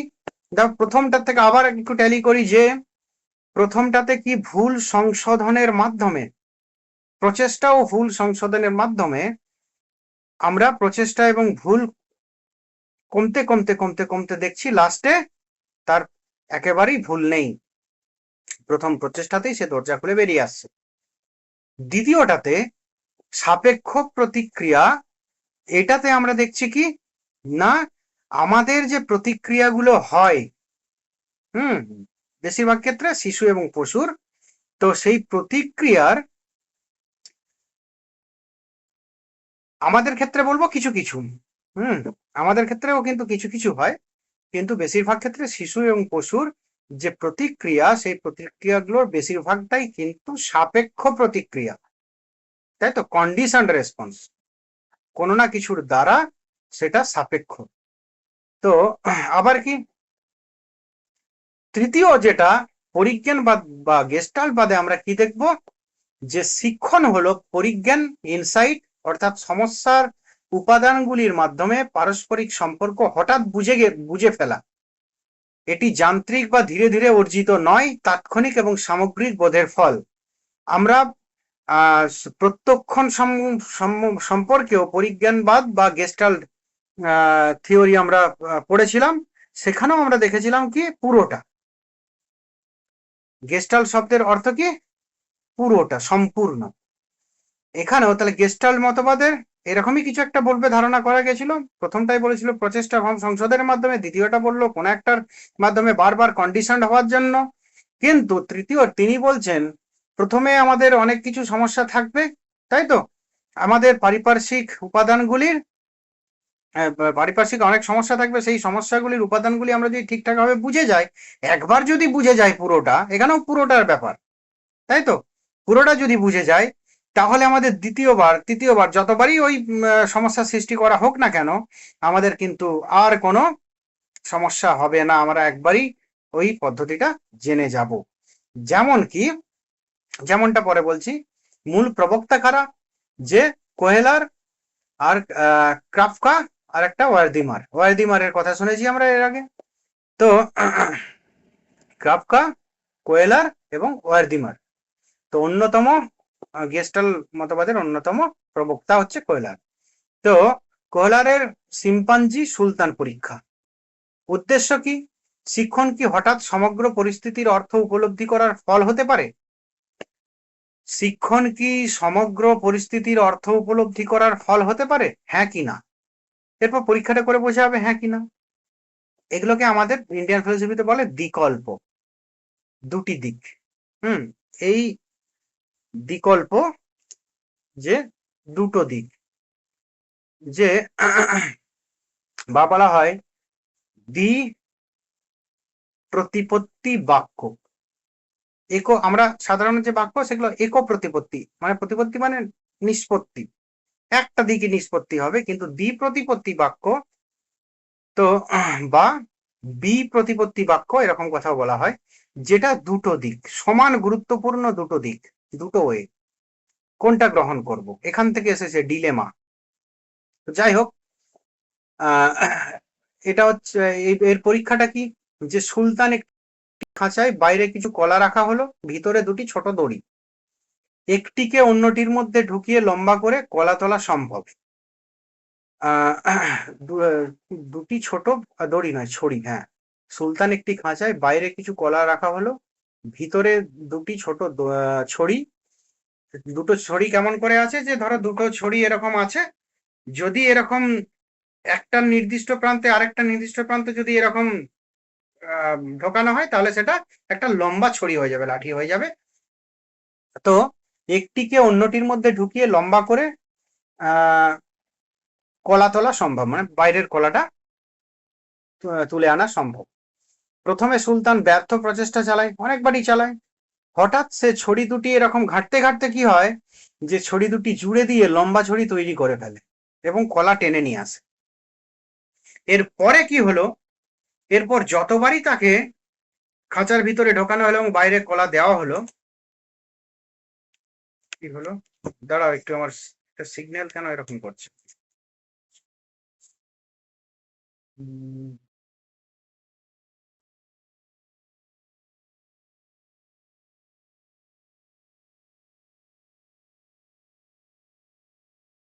একটু একটু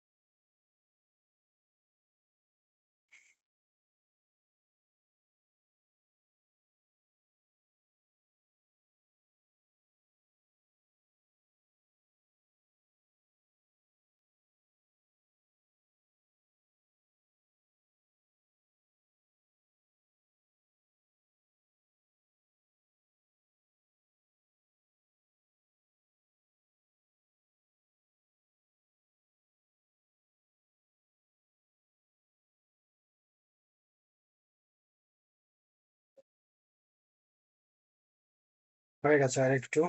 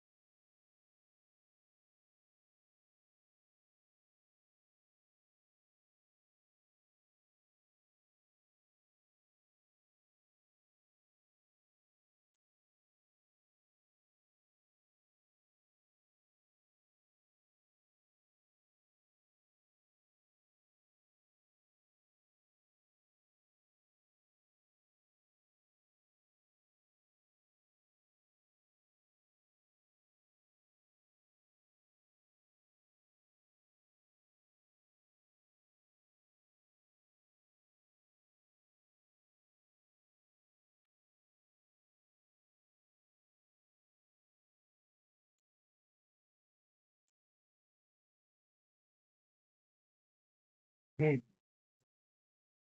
ঠিক আছে, একটু এ হলো।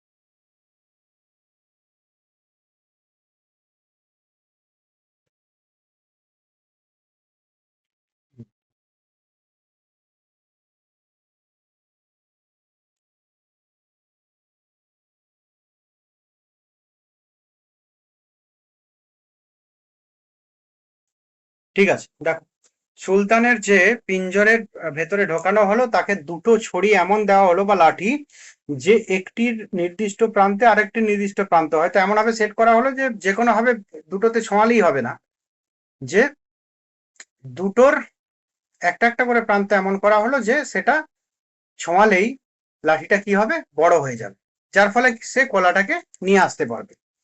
তো এরকম একবার করা হলো, এরকম আহ কলা হচ্ছে কেন, এখানে কলা রাখা হলো, শিম্পাঞ্জির কলা প্রিয়, ওখানে বিড়ালের পক্ষে মাছ রাখা হলো কেন, বিড়ালের মাছ প্রিয়, তাহলে সে কাজটা আরো বেশি তাড়াতাড়ি করবে। তো যাই হোক, এর ফলে কি, প্রথমে নাড়াচাড়া করতে করতে একটু পরে সে হঠাৎ করে লাঠির একটি প্রান্তে আরেকটি ঢুকিয়ে সে কিন্তু বড় লাঠি তৈরি করে ফেললো। তখন সে কিন্তু বুঝে গেল যে লাঠিটা এরকম করলেই বড় হয়ে যাবে এবং কলাটাকে টেনে আনা যাবে।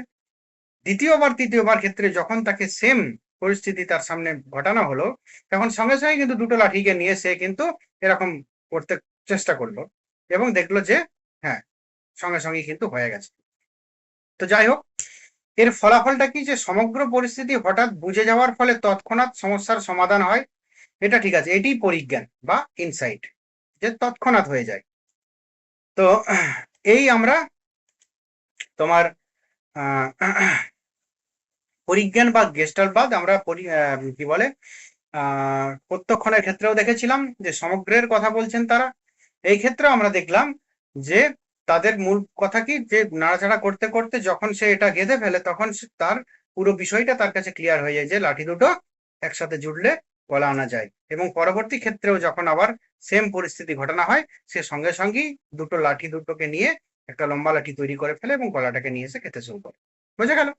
তো যাই হোক, মূল বিষয় কি, যে সমগ্র প্রতিকৃতি, হোল পারসেপশন, এই কথা আমরা প্রত্যক্ষণে বলেছি বারবার, যেহেতু বলেছি তাই এখানে যাতে ওটার সঙ্গে এ করা যায়, রিলেট করা যায়, সেজন্যই এটা বারবার বলছি, যে সমগ্র প্রতিকৃতি পরিস্থিতির বিভিন্ন উপাদানের সামগ্রিক সম্পর্ক উপলব্ধি করা, যে বিভিন্ন উপাদানের পরিস্থিতি যেটা ঘটেছে তার যে বিভিন্ন উপাদান তার যে সামগ্রিক সম্পর্ক, সেটা উপলব্ধি করে ফেলেছে, যে পরিস্থিতিটাকে আমার কাছে সহজ হবে, কলাটাকে নিয়ে আসা সহজ হবে লাঠিটা জুড়ে দিলেই। আর একবার জুড়ে দেওয়া যখনই সে শিখে যায় বারবার, তার কিন্তু কোনো অসুবিধা হয়নি। পরিজ্ঞান জটিল পরিস্থিতির তাৎক্ষণিক পুনর্গঠন, আর ইনসাইটফুল লার্নিং চিন্তন সমঝোতা মানসিক গঠন ভিত্তিক, যে এটা একটু চিন্তনগত দিক আছে, সমঝোতা ও মানসিক গঠন ভিত্তিক। কেন বলা হয় যে তো এইটা কিন্তু ক্ষেত্রে এটা প্রয়োগ করলে হবে না, প্রত্যেকেরই কিন্তু একটা লিমিটেশন আছে।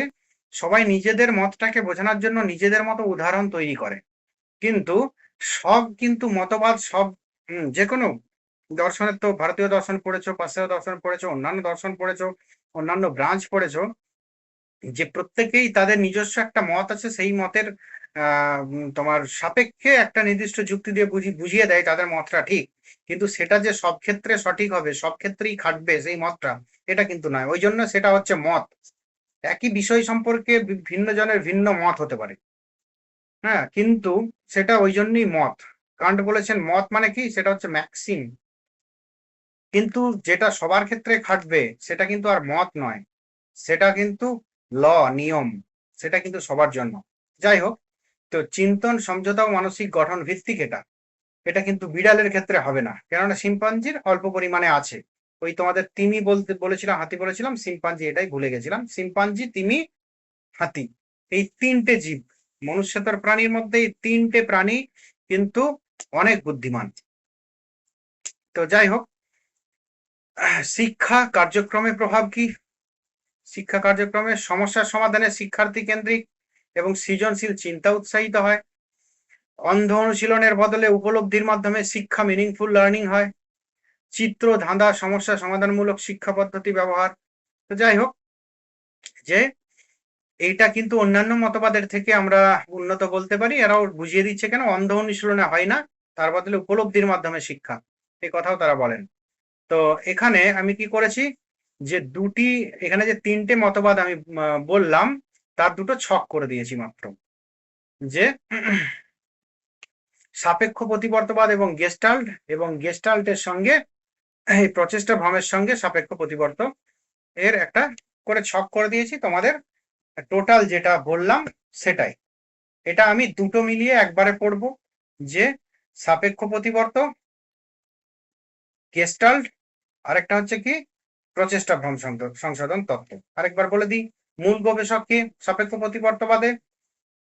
প্রথমে পড়িয়েছি প্রচেষ্টাতে বলি এডওয়ার্ড এল থর্নডাইক। তোমার সাপেক্ষ প্রতিবর্তে কি প্যাভলভ, ওয়াটসন, মেয়ার। গেস্টাল্টে কি কোয়েলার, কাফকা, ওয়েডেমার। এরপর কি শিক্ষণের ধরন কি বহু প্রচেষ্টা ভুলের মধ্য দিয়ে ধীরে ধীরে সঠিক সমাধানে পৌঁছানো। কি বলে সাপেক্ষ প্রতিবর্তের ধরন কি ধাপে ধাপে উদ্দীপকের সঙ্গে প্রতিক্রিয়া জুড়ে দেওয়া, ওই যে যেমন ঘন্টার ধ্বনি জুড়ে দেওয়া। গেস্টাল্ট মতবাদে কি শিক্ষণের ধরন কি হঠাৎ পরিস্থিতির অর্থ অনুধাবন করে প্রতিক্রিয়া করা। আমরা চেষ্টা করতে করতে হঠাৎ পুরো প্রতিক্রিয়াটায় আমরা অর্থ মানে পুরো পরিস্থিতিটার অর্থটাই আমরা বুঝে ফেলি, যার ফলে আমাদের আর ভুল হয় না। এটা কিন্তু ওই প্রচেষ্টার ভ্রম বা সাপেক্ষ প্রতিবর্তবাদ নয়, তার থেকে আলাদা।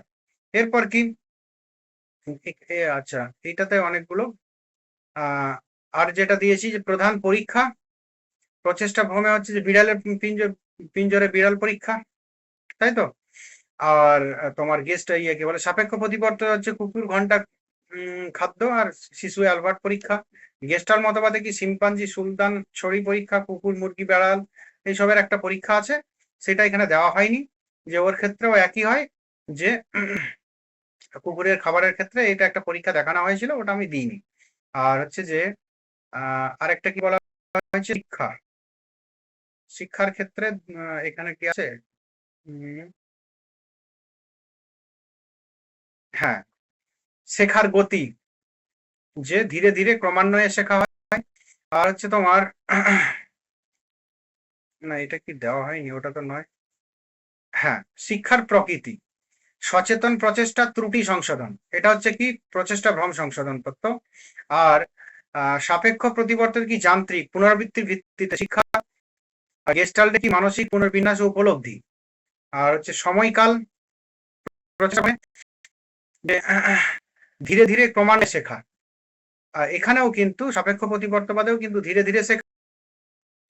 আর গেস্টাল্টে শুধুমাত্র সার্চ লাইটের মতো আমার শিক্ষাটা চলে আসে। সার্চ লাইটে মারবে প্রত্যক্ষণ বলো বা এখানে শিক্ষণ বলো, দুটোর ক্ষেত্রেই। আর কি সময়কাল দুবার হয়ে গেছে, এটা দুবার হয়ে গেছে, বুঝলে, আমার ভুল। যাই হোক, আর এখানে আরো কিছু পার্থক্য প্রচেষ্টা ভ্রমের সঙ্গে সাপেক্ষ প্রতিবর্ত বা ব্যাখ্যা করতে গিয়ে, যে প্রতিক্রিয়ার উৎস প্রাণী নিজেই প্রতিক্রিয়া দেয় ও শিখে নেয়, প্রচেষ্টা ভ্রম। আর এখানে কি সাপেক্ষ প্রতিক্রিয়াটা বাহ্যিক উদ্দীপক, অর্থাৎ ধ্বনিটা বাহ্য। তারপরে কি মূলনীতি, তিনটে মূলনীতি ছিল, যে কার্যফল সূত্র, অনুশীলনের সত্য, আরেকটা কি সূত্র ছিল,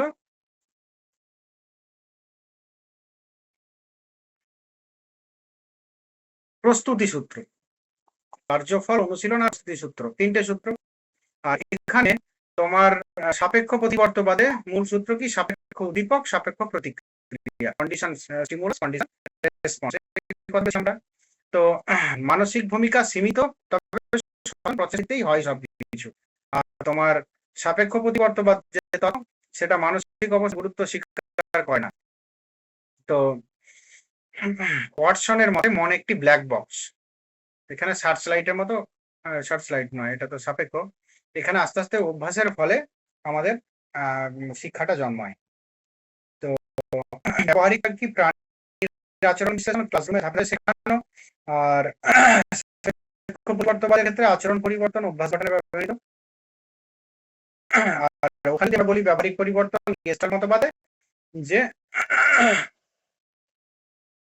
কি বলবো, একটা দুষ্কর পরিস্থিতি থেকে সুকর বা সুস্থ স্বাস্থ্যকর পরিবেশে করা যেতে পারে। যাই হোক, দুটো ছক আছে, তিনটের দুটো দুটো করে, এটা দেখে নিও, টোটালটাই পাবে। এই পর্যন্তই তোমাদের আজকের আলোচনা। এরপর কিছু আমরা দেখে নিই, প্রশ্ন দেখে নিই। এক নাম্বারেরটাই বলো, এখানে কে কে আছে?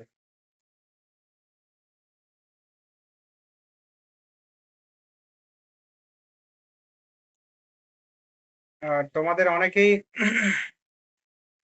বলেছিলে যে আমাদের রেকর্ডিং দিলে ভালো হয়, শিখে নেবো, শুনে নেবো অন্য টাইমে। কিন্তু অনেকেই দেখছি রেগুলার যারা ক্লাস করছো এগুলোই ক্লাস করছো, যারা করছো না ওগুলো কিন্তু কন্টিনিউ করছো না। তো যদি সম্ভব হয় ক্লাসটা করলে যতটা হবে, শুনে কিন্তু অতটা নাও হতে পারে। কি আছে? হ্যাঁ,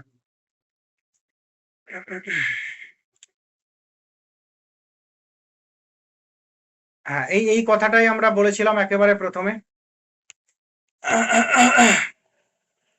ম্যাকগিজ, এটা বলো তো মনে আছে কিনা? এটা মনে থাকলে হবে, নাও মনে থাকতে পারে, পড়তে হবে।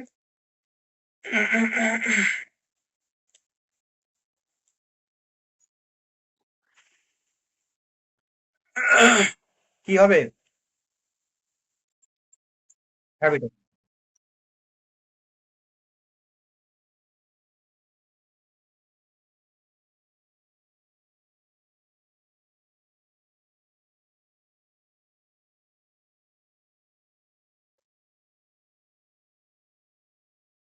এইটা বলো তো, চারেরটা।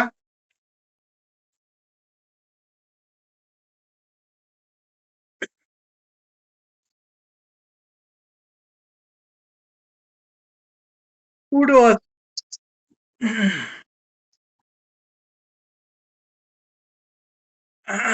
এটা ছয়েরটা। ছয়েরটা নয়, ছয়েরটা নয়, এটা তো পারবে সবাই। পাঁচেরটা বলো, পাঁচেরটা ভালো প্রশ্ন।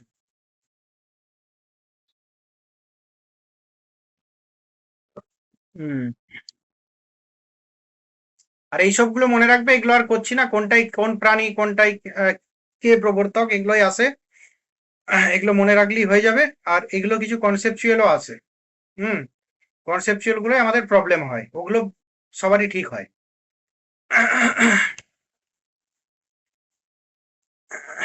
এইটা বলো তো, আটেরটা। বিড়ালের কি হবে?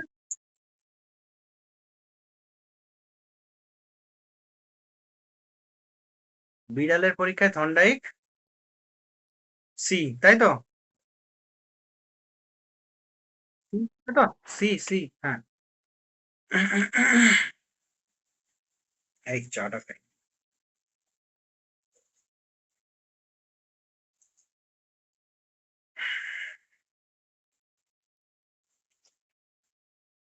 আচ্ছা, এটা 11টা বলো, কার্যফল সূত্র অনুসারে।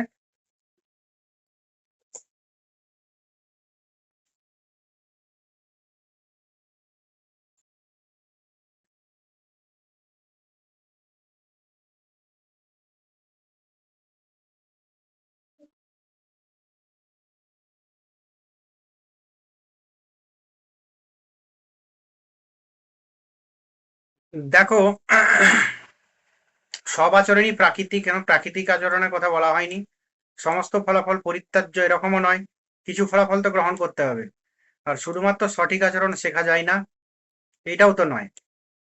তাহলে কি ভুল আচরণ শেখা যায়? তাহলে উত্তর হবে বি, ঠিকই বলেছো। এইটা বলো তো, কোনটি নয়? এই ধরনের প্রশ্ন আসে, নিচের কোনটি থন্ডাইকের প্রশ্ন নয়?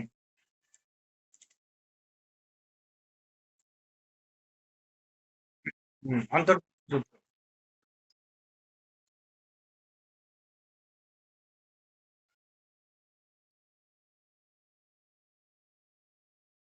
সাপেক্ষ উদ্দীপকের উদাহরণ কি? 13টা।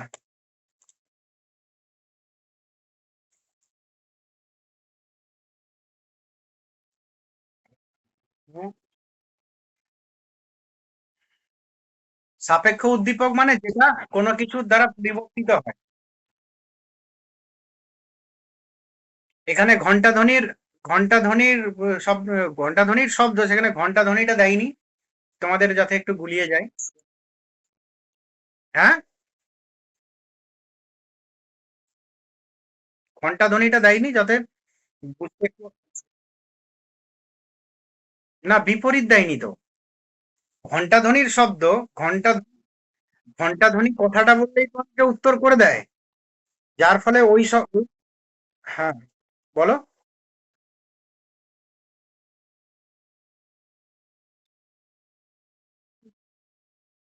ওটা একটা কমন শব্দ, ঘণ্টা ধ্বনি, ওটা সবাই পারবে। শুধু শব্দ বলে দিয়েছে তো অনেকে কনফিউজড হয়ে যাবে ওই জন্য। হ্যাঁ, এইটাও বলো। এইটা বললাম তোমাদের 4টে জিনিস ছিল। আনকমন।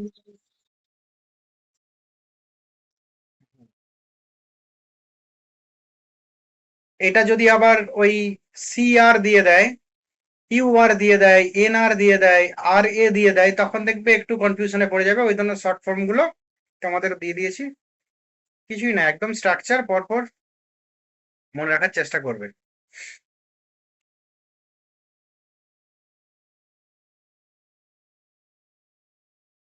এইটা বলো তো 18টা।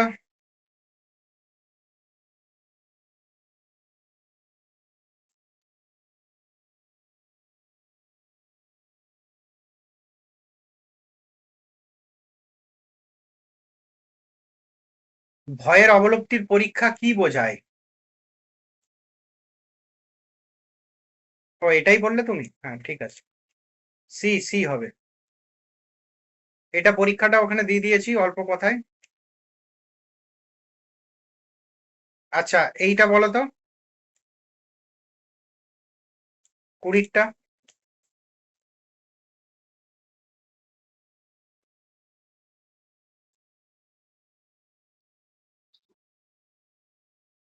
একদম ওয়াটসনের কথায়। ওয়াটসন, ব্ল্যাক বক্স বলেছেন।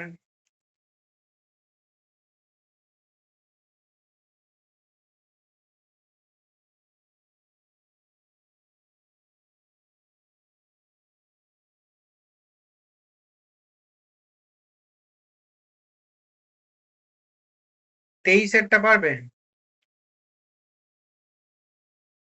23-এরটা দেখো তো।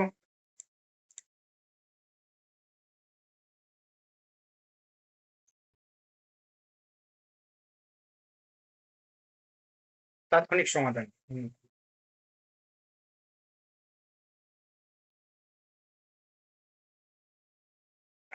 এরাও তো আছো, কি বলে, নাকি ওরা লেফট হয়ে গেছো? পিরু, মনি, সৌমেন। সৌমেন অ্যাড হচ্ছে না।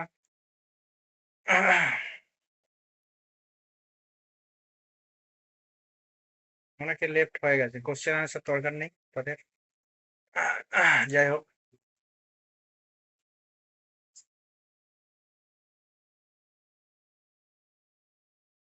31-এরটা বলো তো, কোনটি পরিজ্ঞান তত্ত্বের প্রভাব নয়?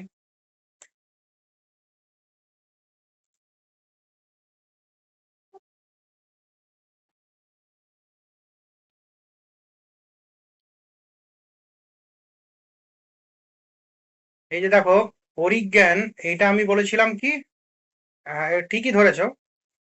পরিজ্ঞানটা জানবে যে এটা অপেক্ষাকৃত একটু মান প্রাণী আর কি, অল্প বুদ্ধিমান আর কি।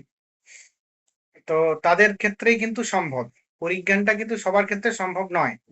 যদিও দেখানো হয়েছে, সেটা তাদের মানে মতবাদের জোরে দেখানো হয়েছে মুরগি এবং বিড়ালের উপর, কুকুরের উপরও পরীক্ষা হয়েছে। তো তথাপি ওই কি বলবো, মনুষ্যেতর প্রাণীদের বেশিরভাগটা কিন্তু ওই কন্ডিশন রেসপন্স আর হচ্ছে তোমার ট্রায়াল ও থিওরির দ্বারাই হয়। আর বেশিরভাগটা পরিজ্ঞান, যেগুলো যাদের মোটামুটি বুদ্ধি একটু হলেও আছে, বুদ্ধিবৃত্তি, তাদের তাদের জন্য। তো যাই হোক, সেই ক্ষেত্রে যান্ত্রিক ছিল না।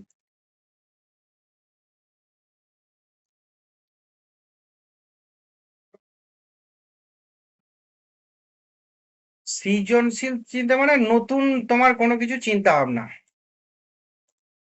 নতুন চিন্তা ভাবনা, সেটা তো অন্য অন্য প্রাণীদের ক্ষেত্রে যাবেই না।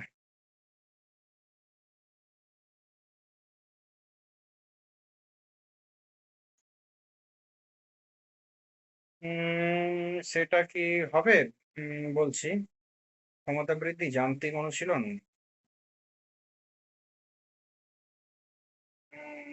তখনও সেটা করা যাবে না কেন? না, এটা করা যেত। সৃজনশীল, তখন ওই দুটো লাঠির মধ্যে এটা ওটাও কিন্তু সৃজনশীল চিন্তা, ঠিকই বল, ঠিকই, সেটা করা যেতে পারতো। ওটা তো এর আগে ছিল না, নতুন চিন্তা ভাবনা ওই শিম্পাঞ্জির মধ্যে, সেই দিক থেকে করা যাবে।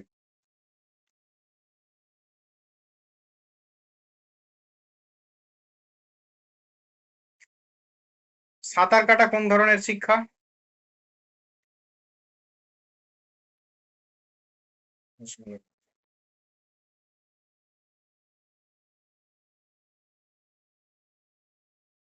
আচ্ছা, সাপেক্ষ প্রতিবর্তে শিক্ষার গতি।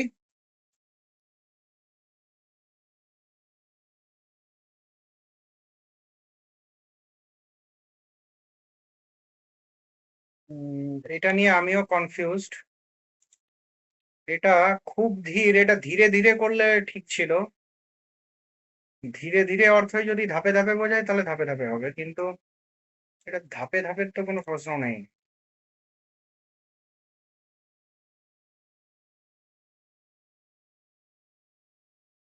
এটা দেখি কি অ্যান্সার করেছি।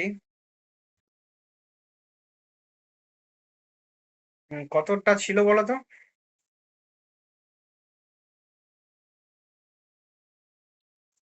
35-এরটা।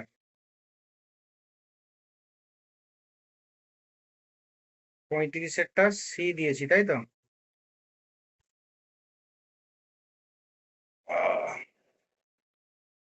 35 ধাপে ধাপেই আছে।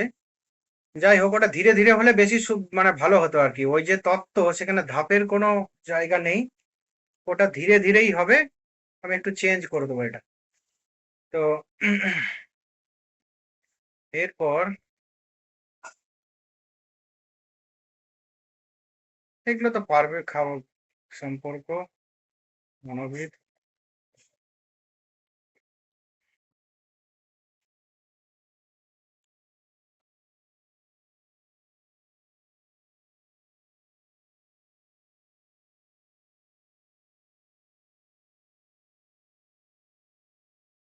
এইটা বলো তো, একটু আগে এই সম্পর্কে আলোচনা হলো, এটা কি হলো?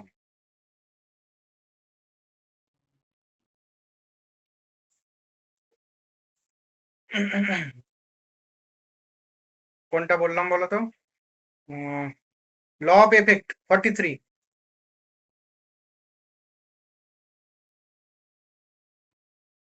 ভন্ডাইকের 3টে সূত্র, তার মধ্যে এটা।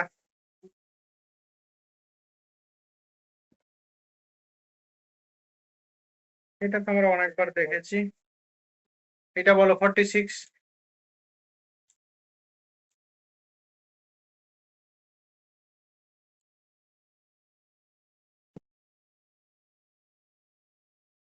সাপেক্ষ। হ্যাঁ,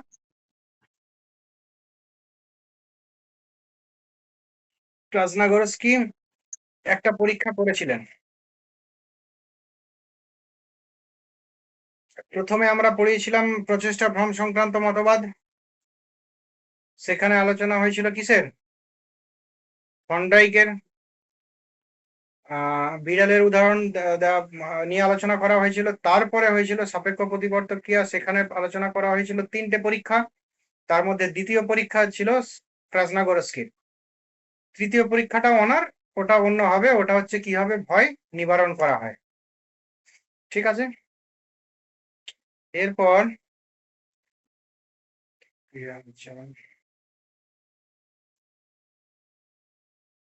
এইটা তো নামটা দেখি বুঝতে পারলে, আচরণগত। এগুলো হচ্ছে এক একটা ট্রিক। শিক্ষণ হলো আচরণগত, পরিবর্তনের একটি প্রক্রিয়া, এটা কি আচরণবাদ, বিহেভিয়ার। ওয়াটসনের বদলে আচরণবাদ দিয়ে দিয়েছে, কেননা আচরণবাদটাই ওয়াটসনের নামের সঙ্গে জড়িত, এই জন্য।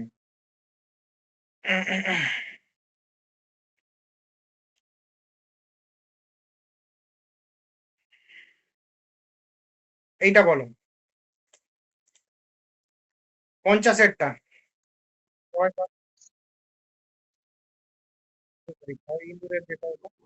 আর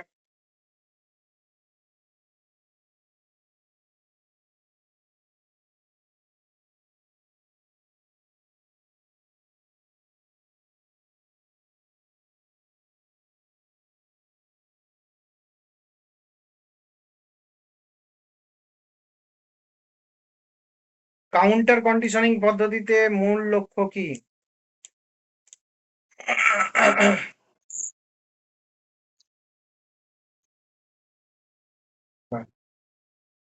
হ্যাঁ, একদম।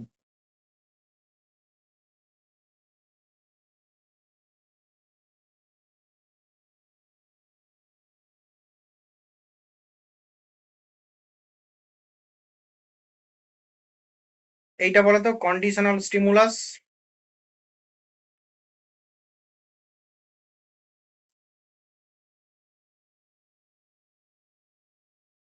শিখিত উদ্দীপক। শিখিত উদ্দীপক।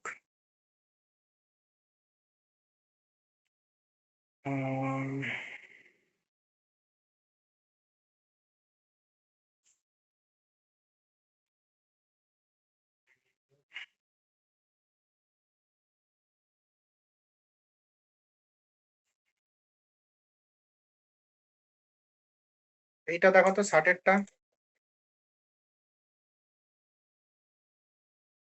এর বাংলাটা উপরে আছে। উডওয়ার্থ, হ্যাঁ। ঠিক আছে, মোটামুটি পারছো ভালোই। কালকে একটা পরীক্ষা নেব। কালকে ওরকম 9টার দিকে সবাই নেবে পরীক্ষা। আমি একটা লিখে দেবো।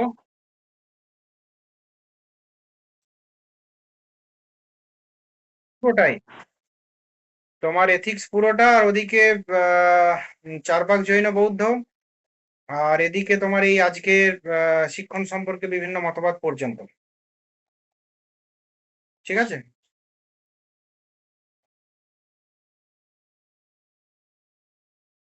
আর অল্পই আছে, 2টো চ্যাপ্টার আছে আর তোমাদের, তাহলে এটা হয়ে যাবে।